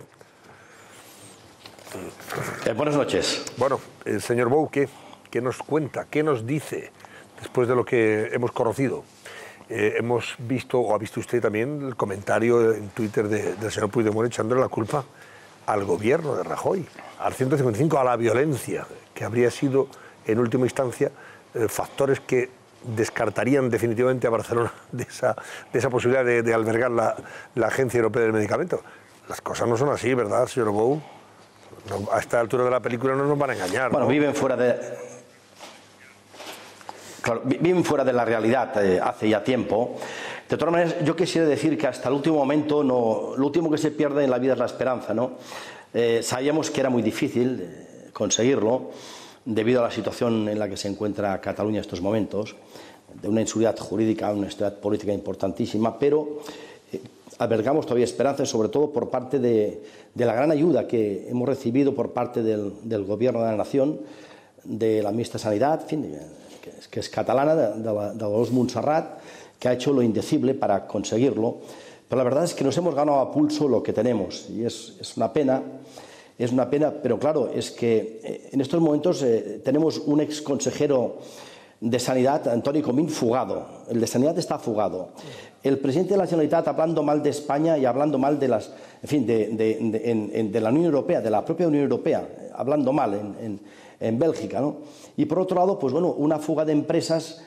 A ver, que viniera aquí en estos momentos esta agencia, fíjese, voy muy rápido, fíjese bien, Polyclinic, fugada, DVD, Laboratorios Ordesa, Penjae Oncologic, Almirall está en ello. Grifols, como solamente le queda el 5%, pues no se va. Pero realmente, claro, si se han deslocalizado una gran parte de empresas farmacéuticas, claro, ¿qué razón tenía de ser que viniera aquí la agencia? Y por otro lado, y lo más importante, si se fue de Londres por un Brexit, iba aquí a venir a un cat Brexit, o sea, es que era casi de cajón que lo podíamos perder. Lo que ocurre es que, ya digo, la esperanza hemos albergado hasta el último momento porque era muy importante para Barcelona. Es otra consecuencia negativa de todo este proceso secesionista. Pero usted como empresario, señor Bou, cuando ve los números de lo que se ha perdido Barcelona, estamos hablando de entre 900 y 1000 empleos directos, de gente que venía a trabajar a Barcelona, a ocupar esa torre ASBA, preciosa por otra parte, la torre Glorias se llama ahora, ¿no? Estamos hablando de familias con poder adquisitivo, gente preparada, formada, etcétera, etcétera. Empleos indirectos en la ciudad de Barcelona y en Cataluña, bueno, y en el resto de España, que narices. Hablamos de entre 4.000 y 5.000 empleos indirectos, 340, 350 millones anuales de inversión que Europa, la Unión Europea, destina a esa agencia. Estamos hablando de entre 36.000 y 40.000 visitantes, O sea, gente que tiene que recalar allí donde está la agencia de todo el mundo, expertos de laboratorios de todo el mundo que visitan anualmente la ciudad donde está la agencia. Antes lo hacían con Londres, ahora lo harán con Ámsterdam, pero ya se lo ha perdido Barcelona. Gente también que, oiga, pernoctaba en Barcelona, dejaba su dinerito en Barcelona. Imagínense lo que supone eso para la vida de una ciudad.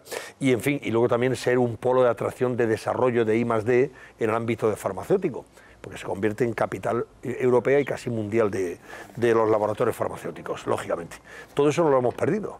Y todo lo hemos perdido por culpa de estos señores. Pues claro, nadie podría asegurar al 100% que nos iban a dar la agencia, pero evidentemente, después de todo lo que ha pasado, sabíamos a ciencia cierta que era imposible que recalara en Barcelona. Claro. Era la favorita, ¿eh? Los empleados querían, los empleados de la agencia en Londres, una vez que tienen que dejar la capital británica, habían dicho, queremos Barcelona. Habían elegido a Barcelona. Claro. Eso es que, bueno, la verdad es que en Barcelona y en general, en España se está muy bien. No lo digo yo, lo ha hecho Deloitte, ¿no? Quizás dijo hace mucho que la mejor nación para nacer en el mundo era España, y lo relató el porqué, ¿no? Aquí se está francamente bien, y bueno, es fantástico Londres, ¿no? Pero no es para cambiarse de sitio, créame. Mire, la agencia la teníamos en el bolsillo, la agencia ya era para Barcelona, porque entre otras cosas tenemos una industria farmacéutica potentísima aquí, porque habíamos quedado, en fin, en el segundo lugar después de Londres en su momento. Era muy apetecible y lo teníamos ya pues cuello abajo, sinceramente. Lo que ocurre es que, ya digo, nos hemos ganado a pulso el perderlo. Y eso, mire, lo vamos a sufrir todos. Lo que ocurre es que hay responsables. Y los responsables son responsables políticos que, en fin, yo no quisiera que nadie se lo tomara mal, pero esos responsables políticos fueron en su momento elegidos por el pueblo, fueron votados. Yo creo que vale la pena que, en fin, que los barceloneses, que son los que van a sufrirlo directamente, que se den cuenta que lo de votar es muy serio. Es muy serio, meter el papelito en la cajita, en la urna, es muy serio, y hay que escoger a gente responsable, a gente bien preparada, a gente que tenga un nivel intelectual y técnico, en fin, constante, y no a cualquier persona, y que se vote con las tripas, como ha pasado. Y después recibimos las consecuencias. La frase que dijo hace pocos días nuestra alcaldesa, en fin, que sus bases no deseaban que viniera la agencia, pero qué locura es esa, Dios mío. Pero si sus bases, la mayoría de sus bases son trabajadores que viven de eso, y esa gente va a salir perjudicada. Restaurantes, hoteles, puestos de trabajo, usted lo ha relatado muy bien, y eso es una dinámica económica que ya no va a empezar, que eso arrastraría más y Barcelona crecería, y si crece Barcelona, en fin, tendríamos oportunidad de que otros eventos se realizaran aquí. Lo que ha ocurrido es muy importante. Ahora en febrero, bueno, tenemos el móvil de congresos, y vendrá, pero vamos a ver qué puede ocurrir ahí, porque se ha abierto un camino al más allá que puede perjudicar muchísimo, y en este perjuicio siempre los que sufren más siempre son los trabajadores. Por tanto, ellos tienen que darse cuenta que qué es lo que hay que votar, porque el empleo puede quedar, de momento sabemos que prácticamente 1000 trabajadores que tenían trabajo no lo van a tener. Y después, estos puestos indirectos, es muy aleatorio, pero de 4 o 5.000 estaba previsto eso, más todo el consumo, todo el gasto, todo lo que conlleva eso. Todo esto se ha perdido. En fin, esto es una pena, créame, porque esto, en fin, no sale todos los días, y se ha trabajado mucho y se ha hecho una gran labor para poder conseguirlo. Y ahora, bueno, pues vienen unos señores que quieren irse de España, una alcaldesa que no sabe ni lo que quiere ni dónde está, y se han cargado un gran proyecto que, en fin, que lo vamos a... Bueno, de hecho lo estamos lamentando, todo el día estamos lamentando. Esta mañana he estado, en fin, he comido con restauradores de Barcelona y he hablado con ellos. Oiga, menos llorar, han hecho de todo esa gente, y es una pena. Claro que sí. Josep Bou, presidente de Empresarios de Cataluña, gracias. Buenas noches, y lo lamentamos, por supuesto que sí. Y evidentemente hay una posibilidad, lógicamente, de pasar factura política, que es como se tiene que pasar en estos casos a aquellos que son los responsables directos del desaguisado, en las urnas, el día 21 de diciembre, sin ir más lejos. Aquellos que se sientan realmente defraudados y se sientan muy perjudicados, porque en el fondo tienen que advertirlo así, pueden pasarle factura a todos estos que les han llevado a esta situación. no votándoles, evidentemente, el próximo día 21 de diciembre. Ojalá que se cumpla, lo decía también el señor Bou. José Luis Pérez, vamos a otra cosa, venga, rápidamente. Bueno, vamos. Que tenemos vamos a hablar de esa sorpresiva muerte del fiscal general del Estado en Buenos Aires. No sé si han llegado ya los restos mortales, estaban repatriándose, venían de Buenos Aires con la familia. Todavía no llegarán en las próximas horas. En las próximas horas.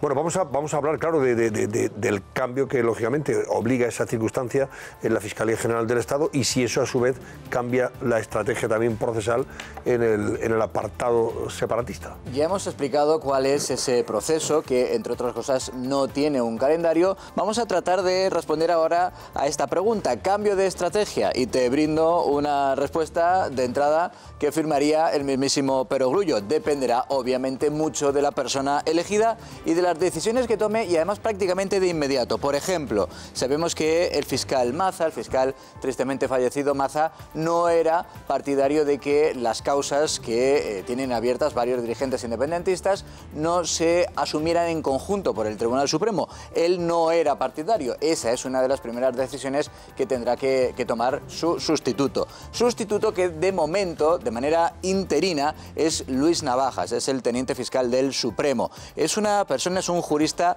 de reconocido prestigio, tiene más de 15 años de profesión y por tanto encajaría en el perfil que se busca y que necesariamente tiene que tener el fiscal general del Estado, pero también es verdad que no parece que vaya a ser la persona al menos elegida por el gobierno, que es, como explicábamos, quien tiene que proponer el nombre del futuro fiscal general del Estado. Así que entrar en quién puede ser, entrar en las quinielas sería entrar en especulaciones. Es mejor no hacerlo, entre otras cosas, porque estamos en el proceso inicial de ese calendario que, ya digo, no tiene una fecha concreta para cerrarse con la elección del nuevo o la nueva fiscal general del Estado. Lo que ya está claro es que la muerte del fiscal Maza ha vuelto a convertir a las redes sociales en una vía de escape para lo peor de la condición humana, lo peor de la condición humana. Hemos vuelto a ver la infamia, efectivamente, en la red con mensajes como este que escribía un mail, o un tuit, mejor dicho, que escribía las juventudes de la CUP, Arran,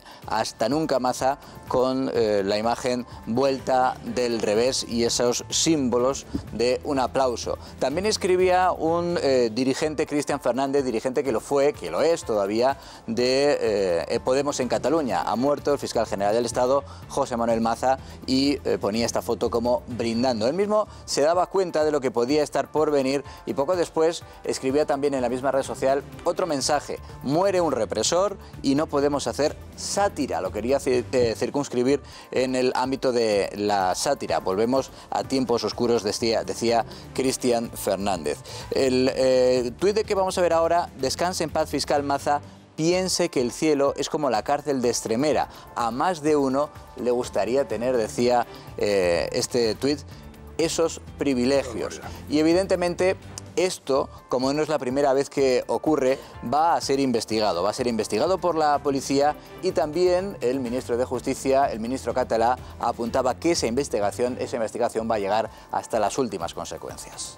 Por parte de las fuerzas y cuerpos de seguridad y por parte de la Fiscalía se van a investigar estos hechos y si se considera que son constitutivos de delito, por supuesto que se presentará una querella al efecto. Insisto, Antonio, esos mensajes que hemos visto son ejemplos de lo peor de la condición humana. La infamia, efectivamente, que destila la red o las redes sociales, aprovechando el anonimato, muchos de ellos y otros, oye, con nombres y apellidos, que no tienen inconveniente en expresarlo, y ojalá que esos, bueno, pues de alguna forma también tengan que responder legalmente de sus acciones. Carlota Guindal es la responsable de tribunales de La Vanguardia. El periódico La Vanguardia. Buenas noches, Carlota. Buenas noches. ¿Quién suena para sustituir al fiscal fallecido? Como ya he dicho, creo que no es, ¿no? No es momento de, no es momento de, no es momento de hacer Le hemos preguntado de maquillaje y no ha funcionado. No ha funcionado. Carlota. No, porque además en todos los nombramientos siempre se hacen... Siempre se empiezan a dar nombres y al final... Quinielas y nunca aciertan. Nunca se aciertan. La mejor forma para dejar a alguien fuera de una carrera es meterlo en una quiniela. En este caso quizás no tanto. Yo creo que aquí se van a guiar más por el criterio, no sé, que se utiliza, ¿verdad? El criterio muy profesional, ¿verdad? La idoneidad de la persona que se elija y luego, bueno, pues la experiencia que tenga, ¿no? Todo esto es lo que va a compendiar sus posibilidades, ¿no? Habrá que ver porque cuando Eduardo Torres Dulce, el fiscal general del Estado, en este caso, tampoco cumplió su mandato, en este caso fue voluntariamente porque decidió dimitir precisamente por no estar de acuerdo con los criterios en el asunto catalán por el 9N, el gobierno quiso evitar cualquier nuevo fuego y decidió poner una figura como Consuelo Madrigal de perfil bajo, una fiscal del Tribunal Supremo más técnica. Ahora volvemos a tener que hemos tenido un fiscal general del Estado que bueno, ha podido tener ha podido ser más criticado, igual en el tema de corrupción ha podido ser criticado, en el tema de Cataluña, pues por la parte catalana, por su, digamos, brazo más duro, sus decisiones más duras en el asunto de Cataluña. Igual el gobierno ahora tiene dos opciones, o elegir el plano más técnico, perfil bajo, como ya hizo con Consuelo Madrigal, o poner a alguien que siga en la misma línea de Maza. Que apueste por la continuidad de Maza. Efectivamente. Bueno, ahora comentamos entonces más sobre el particular. Además me ha llamado la atención hoy, por ejemplo, hay dos de los encarcelados en la cárcel de Extremadura, dos de los exconsejeros, Turull y Rull, concretamente, que ya han dicho sus abogados que acatan de una forma acreditada y fehaciente el artículo 155 que se ha aplicado lógicamente para intervenir la Generalitat catalana, y que una vez que acatan ese 155 quieren evidenciar que van a aceptar lógicamente el orden constitucional y que por eso piden su libertad para salir de la cárcel. Y te preguntaré si eso es, en fin, una condición sine qua non para que puedan efectivamente obtener la libertad.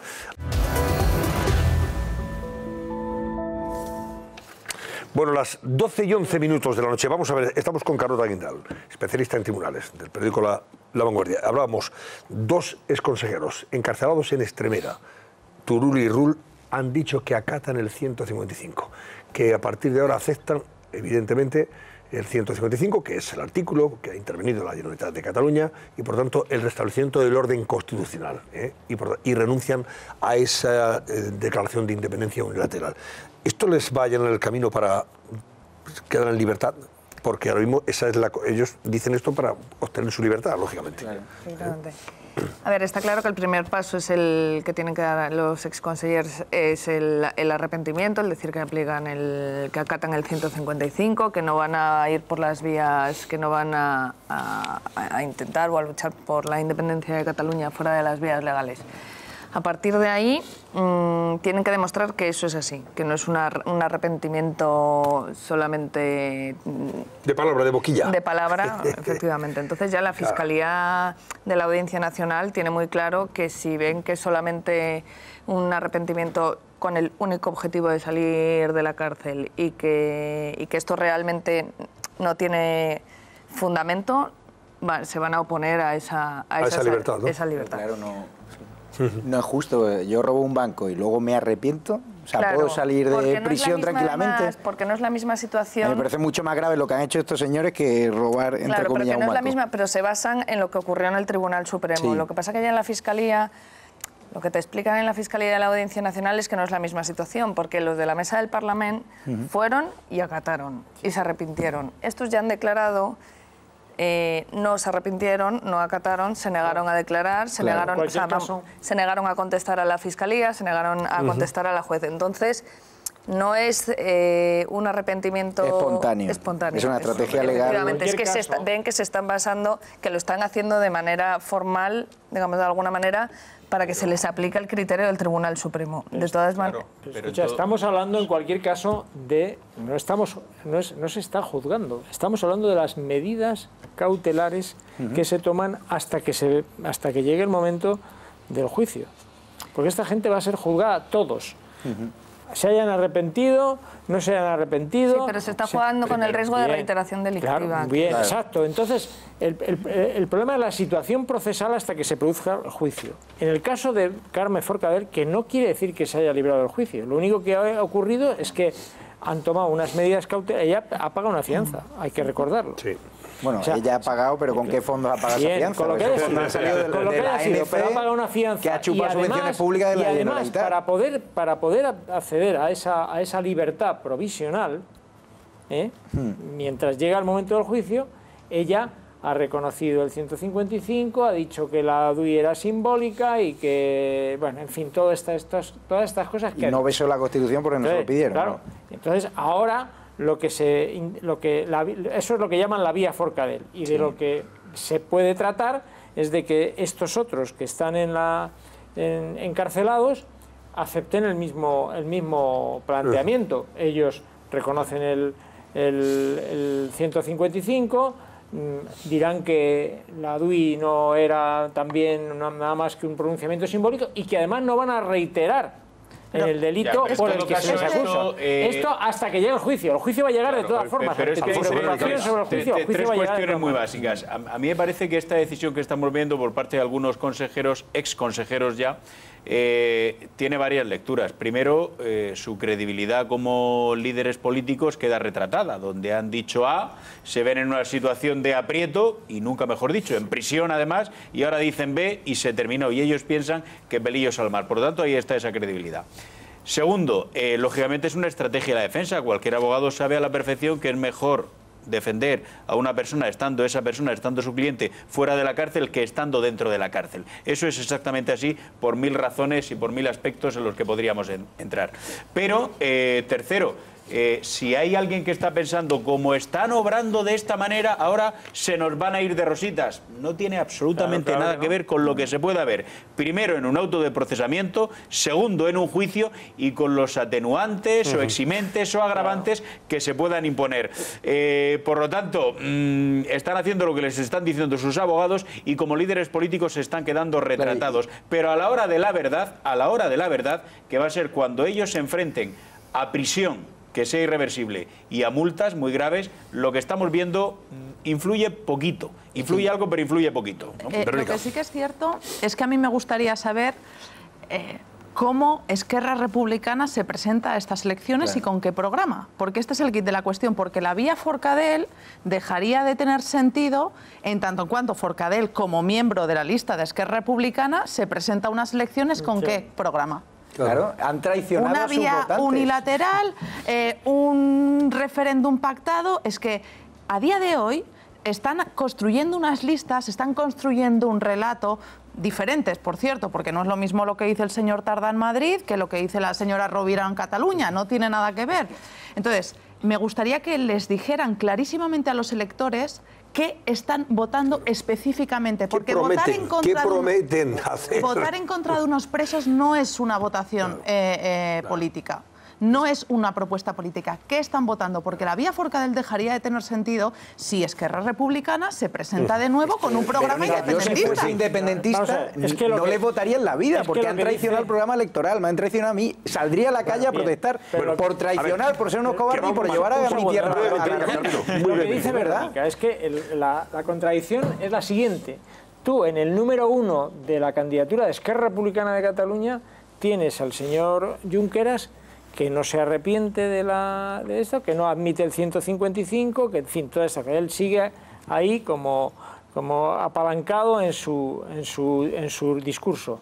Y en el número 4, que es un número destacado, tienes a una Carme Forcadell que dice lo contrario. Claro. Pero sí esto. Dice que sí que acepta el 155. Entonces, cuando tú depositas el voto de Esquerra Republicana de Cataluña, no sabes. ¿Qué estás votando? Es un desmadre. ¿Lo que dice el señor Junqueras o lo que dice la señora Forcadell? Pero así tendrán millones de votos. Pero sí, Carmelo, realmente podemos hacer todos los análisis de salón que queramos y poner el acento donde nos parezca y ver que esto tiene 1000 aristas y analizas dónde está el número 2 y dónde está el número 7 y qué ha dicho cada uno, pero como conclusión, ¿dónde está la solidez y la consistencia y el rumbo del proyecto independentista?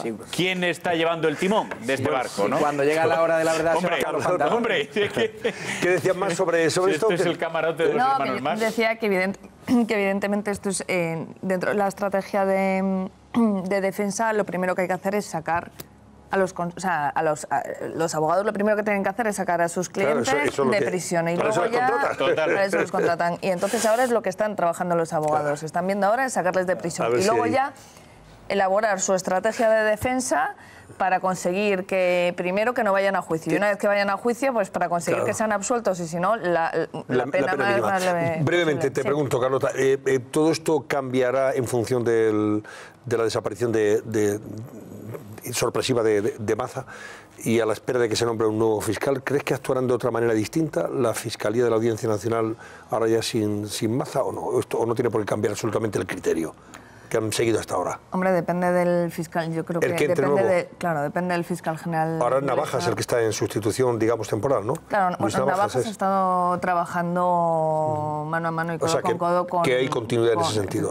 Con José Manuel Maza. Con lo cual, él sabe además un poco los criterios que tenía establecidos Maza. Ahora, además, de todas maneras, según parece el Gobierno, quiere que el nombramiento sea lo antes posible. Y entonces... consensuarlo. Entonces, depende del interés que haya o qué sensibilidad en el tema catalán se le quiera dar desde el Gobierno. Yo creo que es un momento idóneo para consensuar ese nombre. Y para rebajar, si quieren rebajar la presión... Que han acompañado al Gobierno, tanto Ciudadanos como el PSOE, en esta resistencia al pulso independentista. A mí me parece que es fundamental en esta circunstancia que el fiscal general del Estado sea el fruto motivo de crítica. Claro. Carlota Guindal, muchísimas gracias y buenas noches. Hasta otra ocasión. 12:20. ¿Cómo está el tema de las redes sociales? Paola, ¿cómo está el barómetro? Venga, cuéntame. Mira, barómetro a esta hora... 80% nos dicen que sí, que creen que se debe a la crisis independentista lo que ha ocurrido en Barcelona, que se ha quedado sin la sede de la Agencia del Medicamento, un 19% que no, y en las redes, Antonio, lo que estábamos viendo a estas horas también, y estábamos comentando concretamente en algunos de los tweets, son las reacciones que han tenido hoy la polémica suscitada a raíz de las declaraciones del expresidente de Cataluña. El expresidente de la Generalitat, José Montilla, se ha metido en un pequeño lío y ha provocado directamente un conflicto diplomático con Ceuta y con Melilla. La comparativa que ha hecho ha sido un tanto desafortunada. Escúchenla, ha sido esta mañana en un desayuno informativo. No hay ningún Estado que vea de buen grado su propia amputación, porque España sin Cataluña no sería España, sería otra cosa, no nos engañemos. No estamos hablando de Ceuta y Melilla. No estem parlant de Ceuta y Melilla. Bueno, las palabras, desde luego, han desencadenado pues un aluvión de críticas, entre ellas, como era esperar, el del presidente de Melilla, que le ha pedido que diese disculpas, y rápidamente ahí vemos ese tuit en el que José Montilla pedía disculpas. 1000 disculpas a los ciudadanos y ciudadanas de Ceuta y Melilla. Mi desafortunada comparación en ningún caso pretendía poner en cuestión su españolidad ni su importancia. Me refería al peso económico de las comunidades autónomas. Así ha salido del lío, del embrollo, José Montilla. Vean ustedes la portada de ABC de hoy martes, foto para esa torre Glories, antes la torre Akbar era, ¿no? Verónica Akbar, que una torre que se ilumina, ya la ven ustedes, muy bonita, es un símbolo de la ciudad condal. La sede de Aguas de Barcelona. Exactamente, Aguas de Barcelona, que era la sede en la que ahí se iba a instalar, en ese edificio, la Agencia Europea del Medicamento, si hubiera recalado en Barcelona. Y ABC dedica su portada precisamente al hecho de que Barcelona se haya quedado sin la agencia, y habla de Barcelona paga el precio del separatismo, que es el titular, como ven ustedes. Ámsterdam se queda con la Agencia Europea del Medicamento, la capital catalana, que antes del referéndum ilegal partía como favorita para albergar la sede del organismo, cayó en la primera ronda de votaciones por la incertidumbre política. Y comenta también en su portada a veces lo que se ha perdido. 900 funcionarios que no van a llegar ya a Barcelona, forman la plantilla de esta institución, sueldo medio de 5.000 euros cada uno, fíjense si tenían poder o tienen poder adquisitivo, que es lo que ganan al mes estos empleados, presupuesto de 340 millones anuales que destina la Unión Europea a la agencia, y los visitantes unos 36.000, especialistas de laboratorios que tenían previsto recalar, lógicamente, como han hecho en Londres, pues en Barcelona, y ahora lo harán en Ámsterdam, que se lleva evidentemente ese beneficio. El Mundo también destaca en su portada esta noticia: Europa castiga a Barcelona por alentar la independencia. Así lo destaca El Mundo. Sitúa la Agencia del Medicamento en Ámsterdam tras fulminar a la capital catalana en primera ronda.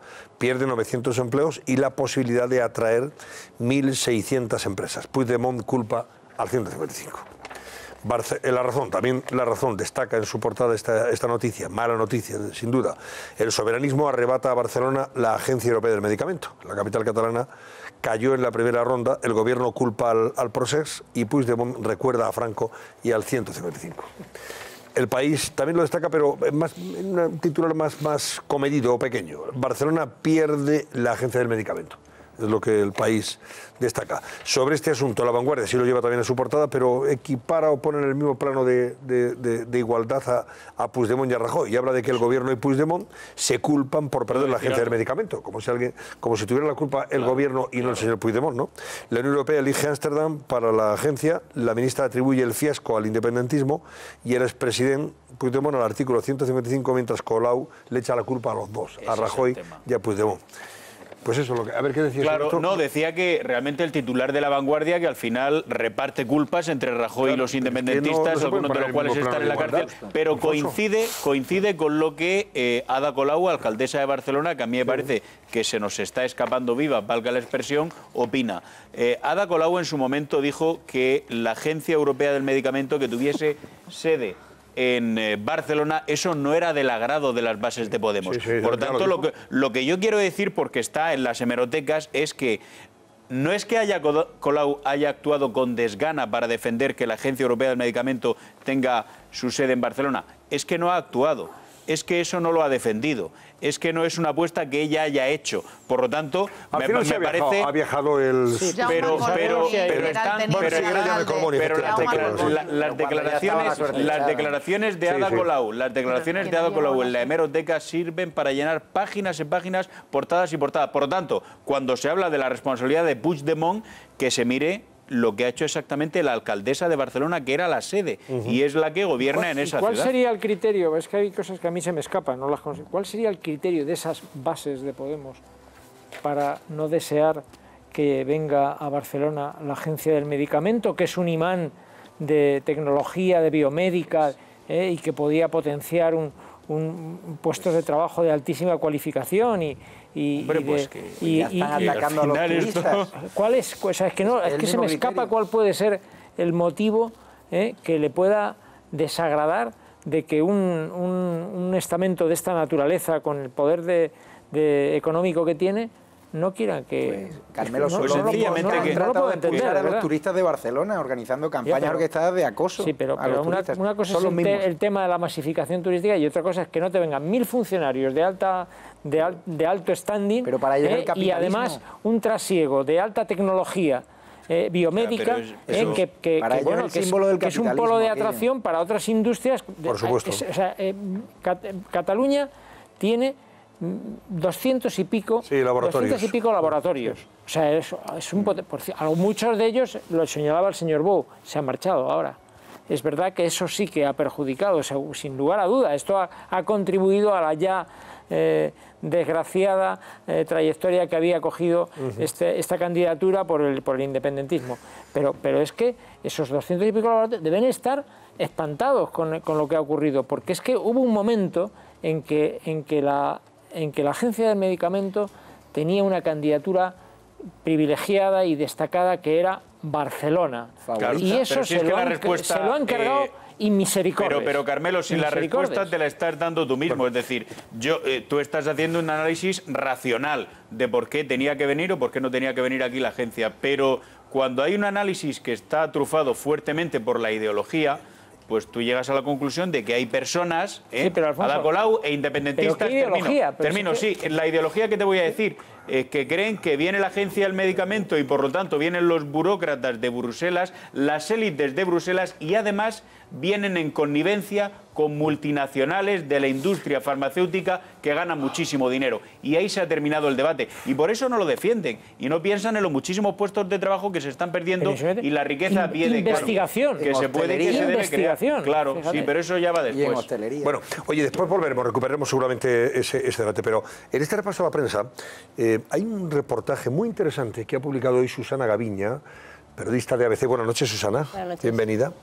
En ABC, que incide en esto que venimos denunciando también aquí, y la prensa española en general está denunciando, unos con más contundencia, otros con menos, pero todo el mundo se ha hecho eco a propósito de las injerencias de Rusia, tanto en el procés, o sea, en esto del proceso catalán, pero también injerencias de Rusia a través de las redes sociales en temas y situaciones políticas de otros países de la Unión Europea. Ya en su día fue el Brexit, en las elecciones en Francia, en Holanda y ahora esto de Cataluña.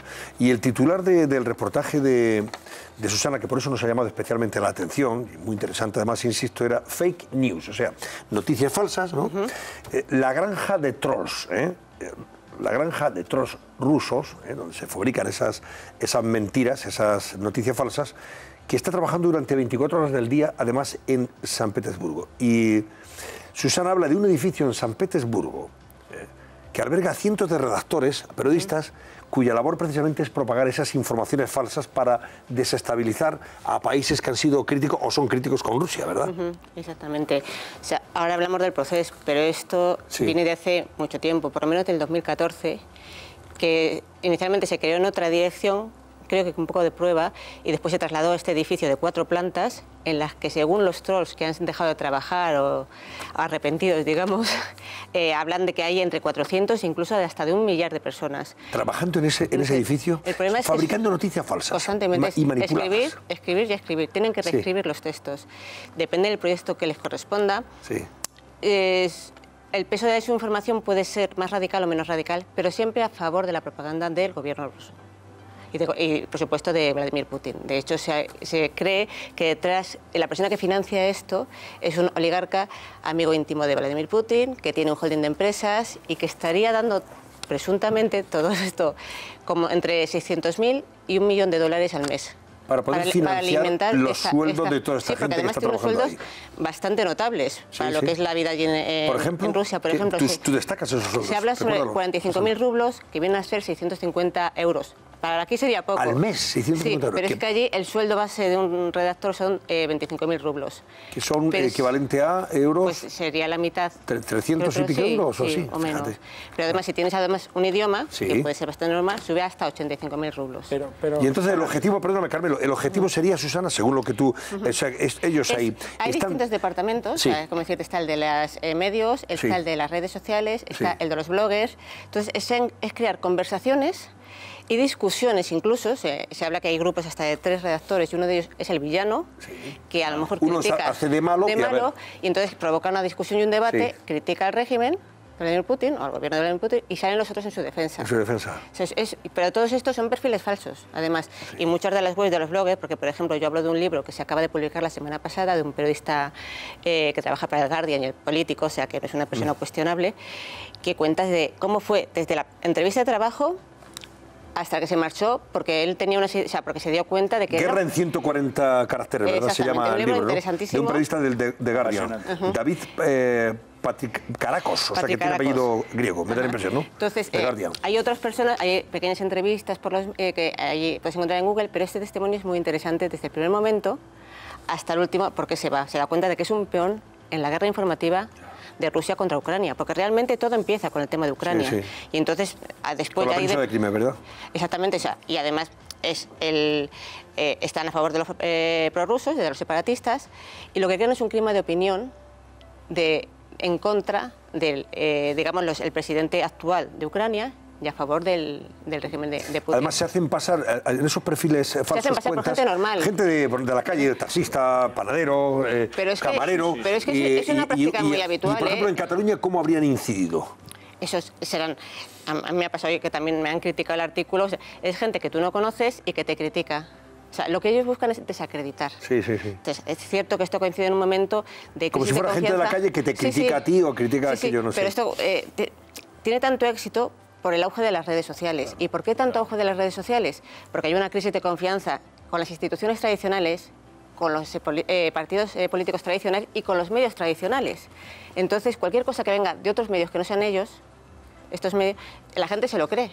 Pero ese modelo de granja de trolls lo ha copiado aquí en España tanto Podemos como el independentismo catalán. Es tal cual el modelo. Todo lo que se... Ellos tienen trolls que digan lo que digan en Bruselas, todos sabemos que es mentira. Pues es lo mismo que Maduro en Venezuela. Se inventa una realidad. Pero estás hablando, Susana, de un edificio donde pueden trabajar hasta 1 millar de personas. Creando esta falsa noticia. ¿Qué cobertura tiene ese edificio? O sea, ¿qué se supone? Porque esto... Es una empresa, se supone... No figurarán que son una fábrica de mentiras. No, por supuesto que no. Es un medio, es una compañía de medios de comunicación. legítima y normal. Hasta que no entras, que tampoco es tan fácil entrar, porque este chico cuando fue a hacer la entrevista de trabajo, a la oficina que fue, había guardias de seguridad vestidos de militares y armados, que fue lo que primero le llamó la atención. Es una versión de Orwell 2.0. Exactamente, lo llaman el Ministerio de la Verdad. Entre ellos lo llaman el Ministerio de la Verdad a este edificio. Es exactamente cuando lees la novela y ves cómo reescriben la historia, pero esto es una versión 2.0. Es que además la gente que suelen reclutar, ahora ya estamos con gente un poco más ligada a la ideología del gobierno de Rousseau, pero si no, con la cantidad de paro que hay entre los jóvenes, con ese sueldo, si te dicen tienes que reescribir esta noticia y deformarla, pero a favor de esto, les dan una serie de pautas y muchos de ellos ni siquiera son apolíticos y ni siquiera entienden de lo que están escribiendo. Pero ellos hacen su horario, que son turnos de 12 horas. Wow. Pero oficialmente ellos son una agencia de medios. De medios. Que tienen bloggers y que pueden hacer información. Y luego todos esos comentarios que ellos publican, por ejemplo, sobre España, sobre Cataluña, luego aprovechan, bueno, creo que en el caso del gobierno español, el propio Rajoy admitía que son muchos mensajes de esos se retuitean de forma automática por robot. Es que publicados por miles. Y son mentiras que se lanzan de una campaña de difamación, de manipulación. Falsos, eso sirve de fuente para otras informaciones. O sea, se retroalimenta. Claro, es importante. A mí realmente me parece apasionante. Lo que a mí me ha sorprendido es que aquí en España ese tema no se ha tratado hasta ahora, porque fuera en los medios serios estadounidenses... Tenéis un gran mérito una vez. La guerra del siglo XXI se hace a golpe de teclado, es verdad. Claro, pero al mismo tiempo un tema peligroso. Y yo solamente quiero dar algunos datos que realmente se vislumbran y algunos se mencionan en el reportaje de ABC. Primero, hemos de tener en cuenta que esté o no esté detrás de esta operación muy vasta, que tiene que ver con la crisis de Cataluña, que tiene que ver con Venezuela, con las últimas elecciones en Estados Unidos, esté o no esté Vladimir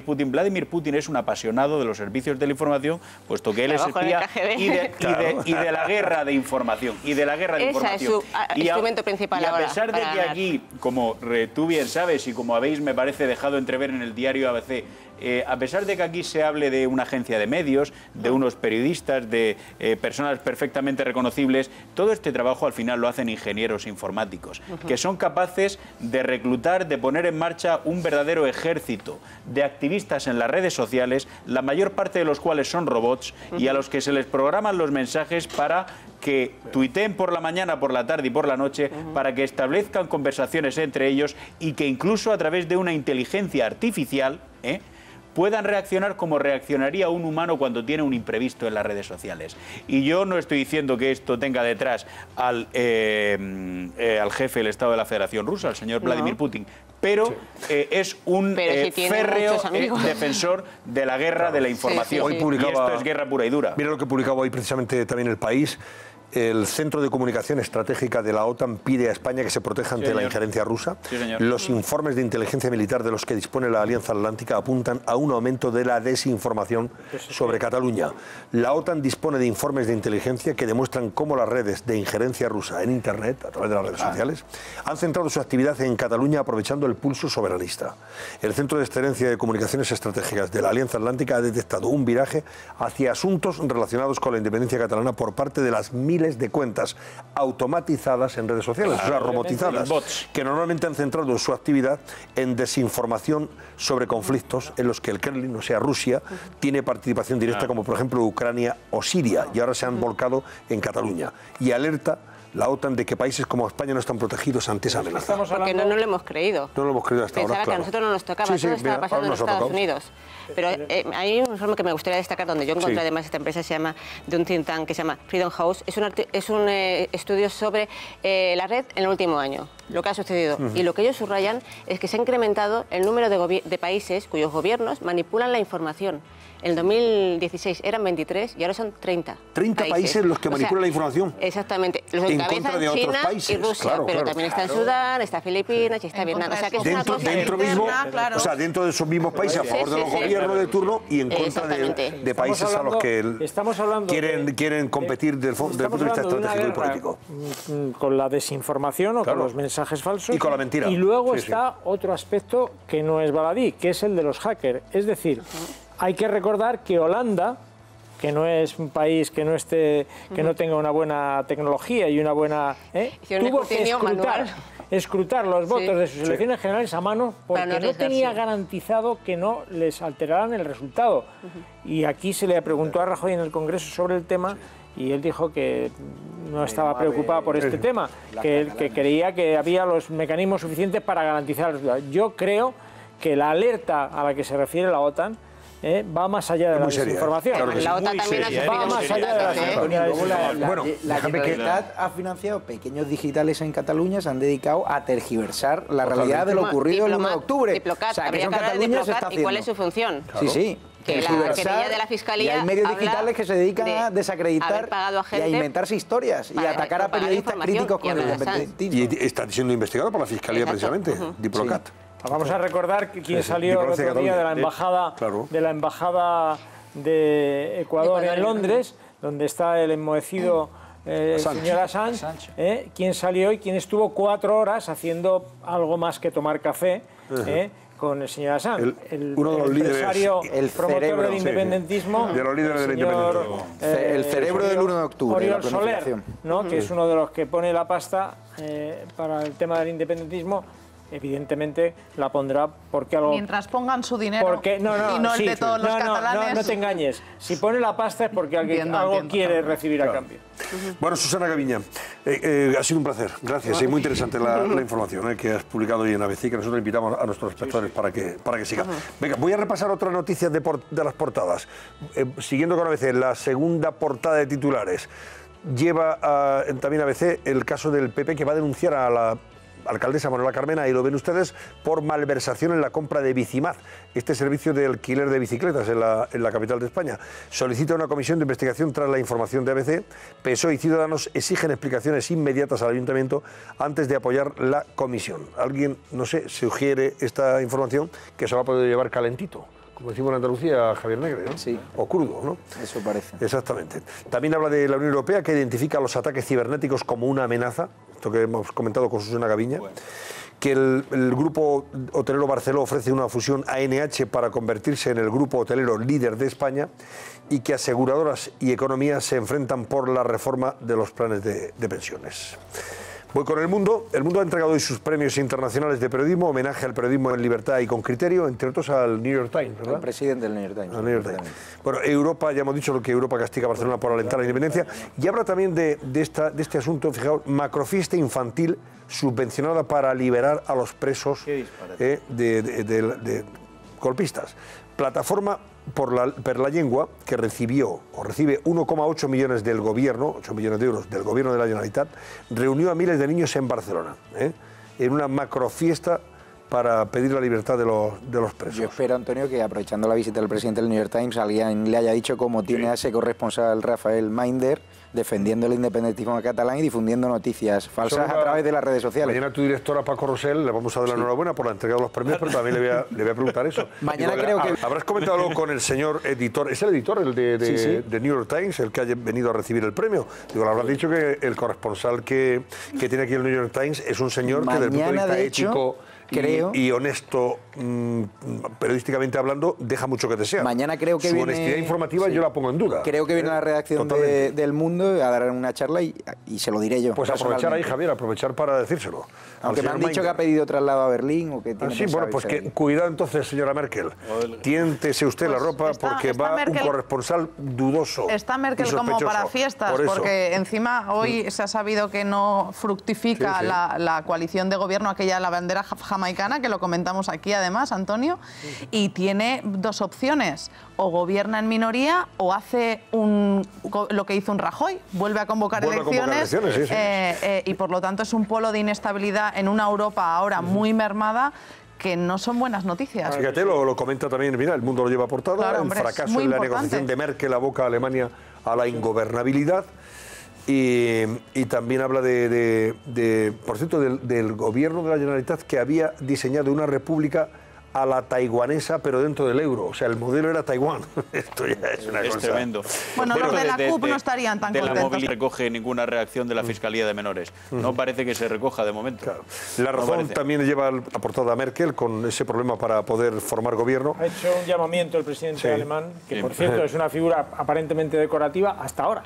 porque ha tenido que salir a la palestra para pedir que haya una negociación. Alemania no, ni siquiera Europa se puede permitir el lujo de que Alemania tenga, digamos, un mínimo de inestabilidad. Y que... Bueno, pues la razón también apunta de que Alemania se aboca a repetir elecciones, cosa que también más o menos sugiere el País sobre este asunto y habla de crisis inédita en Alemania por la falta de acuerdo para un gobierno. Merkel prefiere nuevas elecciones a dirigir un gobierno inestable. Está, como decía antes Verónica Fumanal, está más en la línea de lo que Rajoy ya tuvo que veremos hacer en hasta qué España. punto no es un órdago de ella para...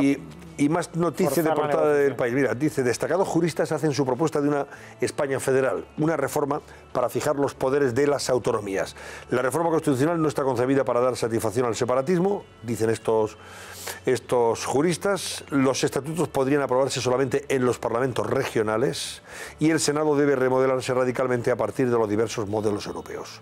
Foto de portada para lo que está pasando también en nuestro vecino país de Marruecos, donde la sequía también está golpeando y duramente. El pueblo donde un reparto de comida causó la estampida mortal sufre 10 años sin lluvia y pobreza y muerte por la sequía en Marruecos. Tremendo, ¿eh? Es verdad, cuando vemos estas noticias hay que inquietarse y mucho. Por cierto, el Tribunal Supremo ha condenado a Miguel Blesa. Miguel Blesa, saben que falleció ya, ¿no? Bueno, falleció, se suicidó el hombre, pero le ha condenado a su familia a responder con el patrimonio que tenía Blesa por las tarjetas Black. O sea que van a tener que responder los familiares directos de Blesa. La Vanguardia, Turull y Rull, los exconsejeros en la cárcel alegan que acatan el 155 para salir de prisión. La defensa de los consellers recurre ante la Sala Segunda de la Audiencia y señala que no han promovido ningún tipo de resistencia a su cese. Habla también de la elección del nuevo fiscal, que será antes del 21 de diciembre, antes de las elecciones, y la Junta de Fiscales rechaza que el 1 de octubre pase al Tribunal Supremo. O sea, prefieren que siga en la Audiencia Nacional. Y Merkel, que prefiere nuevas elecciones a gobernar en minoría, como antes les hemos comentado. En cuanto a periódicos económicos, 5 días, España, sin la Agencia del Medicamento, pierde sus opciones de sacar partido al Brexit. Y el Economista, que habla de la división en el Consejo de NH Hoteles tras la propuesta de Barceló. El mercado da la bienvenida a la operación con un alza de sus títulos del 11,8%. Pues esto es lo que hay en cuanto al repaso a la prensa. Creo que tenemos que vamos a hacer la última pausa de la noche y enseguida volvemos para comentar rápidamente. Voy a pedir una opinión sobre Antonio Ledezma, alcalde metropolitano de Caracas, que ya se encuentra en nuestro país después de huir de Caracas, donde estaba en arresto domiciliario. Hemos hablado con él a primera hora de la noche en el programa y me gustaría que escucháramos por lo menos brevemente algunas de sus respuestas. Volvemos enseguida.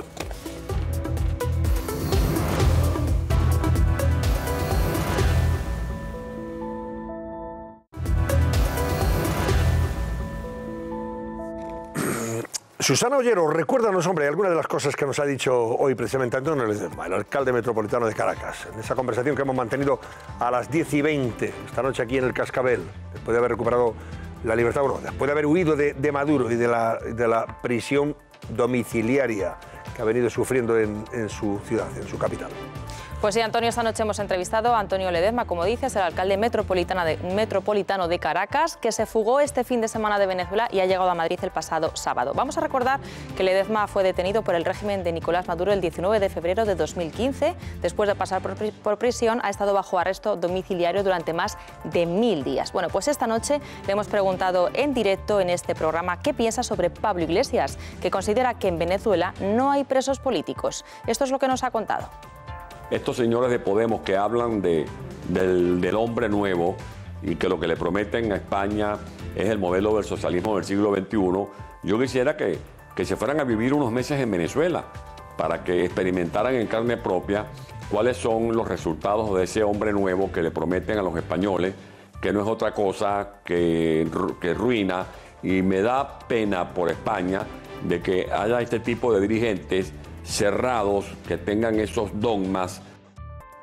Ledezma planificó su fuga en Venezuela y tuvo que atravesar hasta 30 controles militares para llegar hasta la frontera con Colombia. El que fuera alcalde de Caracas vestía en ese momento un suéter con capucha. Solo le faltaba el último control para salir de Venezuela y esto fue lo que sucedió.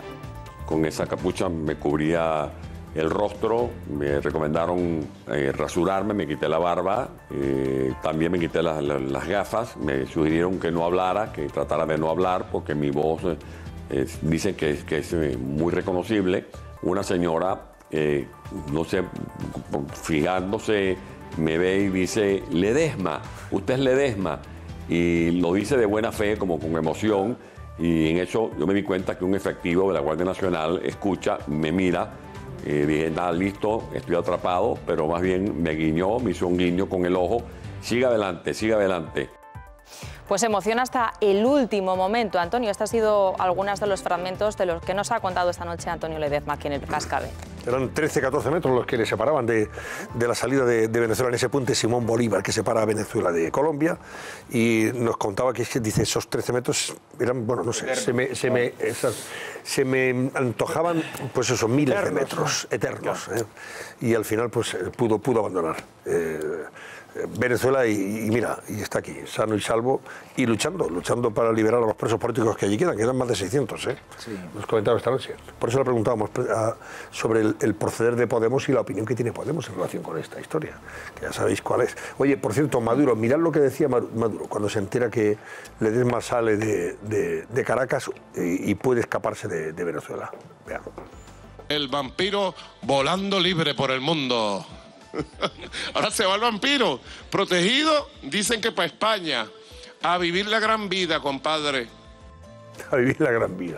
Dice que se iba de cañas a la Gran Vía de Madrid. A tomar vino. La gran vía. En la Gran Vía no se suelen tomar vinos, porque Mira, todo el mundo sabe lo que hay son tiendas de ropa y cines. Yo estaba esta mañana con él y con su esposa y su cara no era precisamente haber venido aquí a pegarse la Gran Vida. El hombre estaba bastante triste de la situación de su país, de haber tenido que abandonar la tierra que ama, vamos. Pero si además precisamente ha sido el régimen chavista, no solamente la familia de Hugo Chávez, sino quienes están alrededor, los que han esquilmado la riqueza que tiene Venezuela, y los que han sacado el dinero fuera del país, se lo han llevado a bancos extranjeros, claro que sí. Claro que sí. Allí dentro. Esos son los que se pegan la gran vida, ellos, el régimen. Paola Sánchez, vamos a cerrar el barómetro antes de marcharnos. Cerramos teléfonos. Y una foto que, en fin, esta se ha hecho viral. ¿Quieres que te muestre? Y razones hay, a ver. ¿Quieres que te muestre? Sí. Bueno, ha sido una de las chapuzas fotográficas más comentadas en las redes sociales. Fíjense lo que es la foto inicial, porque ahí la ven, es Carles Puigdemont. Esta fotografía es normal, vemos detrás a Santi Vila, el exconseller de Empresa de la Generalitat. Hasta aquí todo normal. Esta foto se hizo el 1 de octubre. Pues bien, posesión del gobierno, ¿no? Efectivamente, foto normal. De octubre, después del referéndum, sí, perdón. Les hemos querido señalar para que vean ustedes que hay detrás está Santi Vila, porque ahora vean lo que ha hecho la nueva web del Govern de la Generalitat, el llamado Govern Legítimo. Ha cogido, lo ha borrado con Photoshop de un plumazo, pero se ha dejado las piernas debajo. De Santi Vila. Así ha sido la chapuza de Photoshop, que muchos, bueno, pues se han reído de ella en las redes diciendo que era un Photoshop separatista. Y es que, aunque luego, minutos después, incluso horas después lo han rectificado, pues bueno, las bromas en Twitter, evidentemente con esas piernas separatistas de Santi Vila, pues... Antonio, con la aplicación del 155 se han quedado sin dinero, ya no tienen dinero ni para contratar a un experto en Photoshop. Pero aquí, o sea, lo ha hecho el becario. Yo creo que el tema fundamental es que ahora no se podrían hacer esa foto. Y por eso tienen que recurrir a ese Photoshop, porque algunos de ellos no se hablan con otros. Es decir, el independentismo, esa unión se ha roto. Unos están en Extremera y otros están en Bruselas. Unos huyen de la justicia y otros... Pero esto lo de borrar... Por cierto, que el independentismo, pues totalmente determinante según nuestro barómetro. 81,6% de ustedes creen que Barcelona se ha quedado sin la sede de la Agencia del Medicamento por ese proceso, frente a un 18,4%, y marcadores pues muy desigualados, y nosotros desde aquí darles gracias por llamar. Adiós, Pablo Sánchez. Hasta mañana. Adiós, Alfonso Merlos. Buenas noches. Javier Rigre. Adiós, Verónica Fumanal. Y adiós, Carmen Encinas. Y a ustedes también, que pasen buena noche. Con Dios, nos vemos a las 10 aquí en 13. Hoy ya martes, y les contaremos lo que el día nos deje. Que descansen.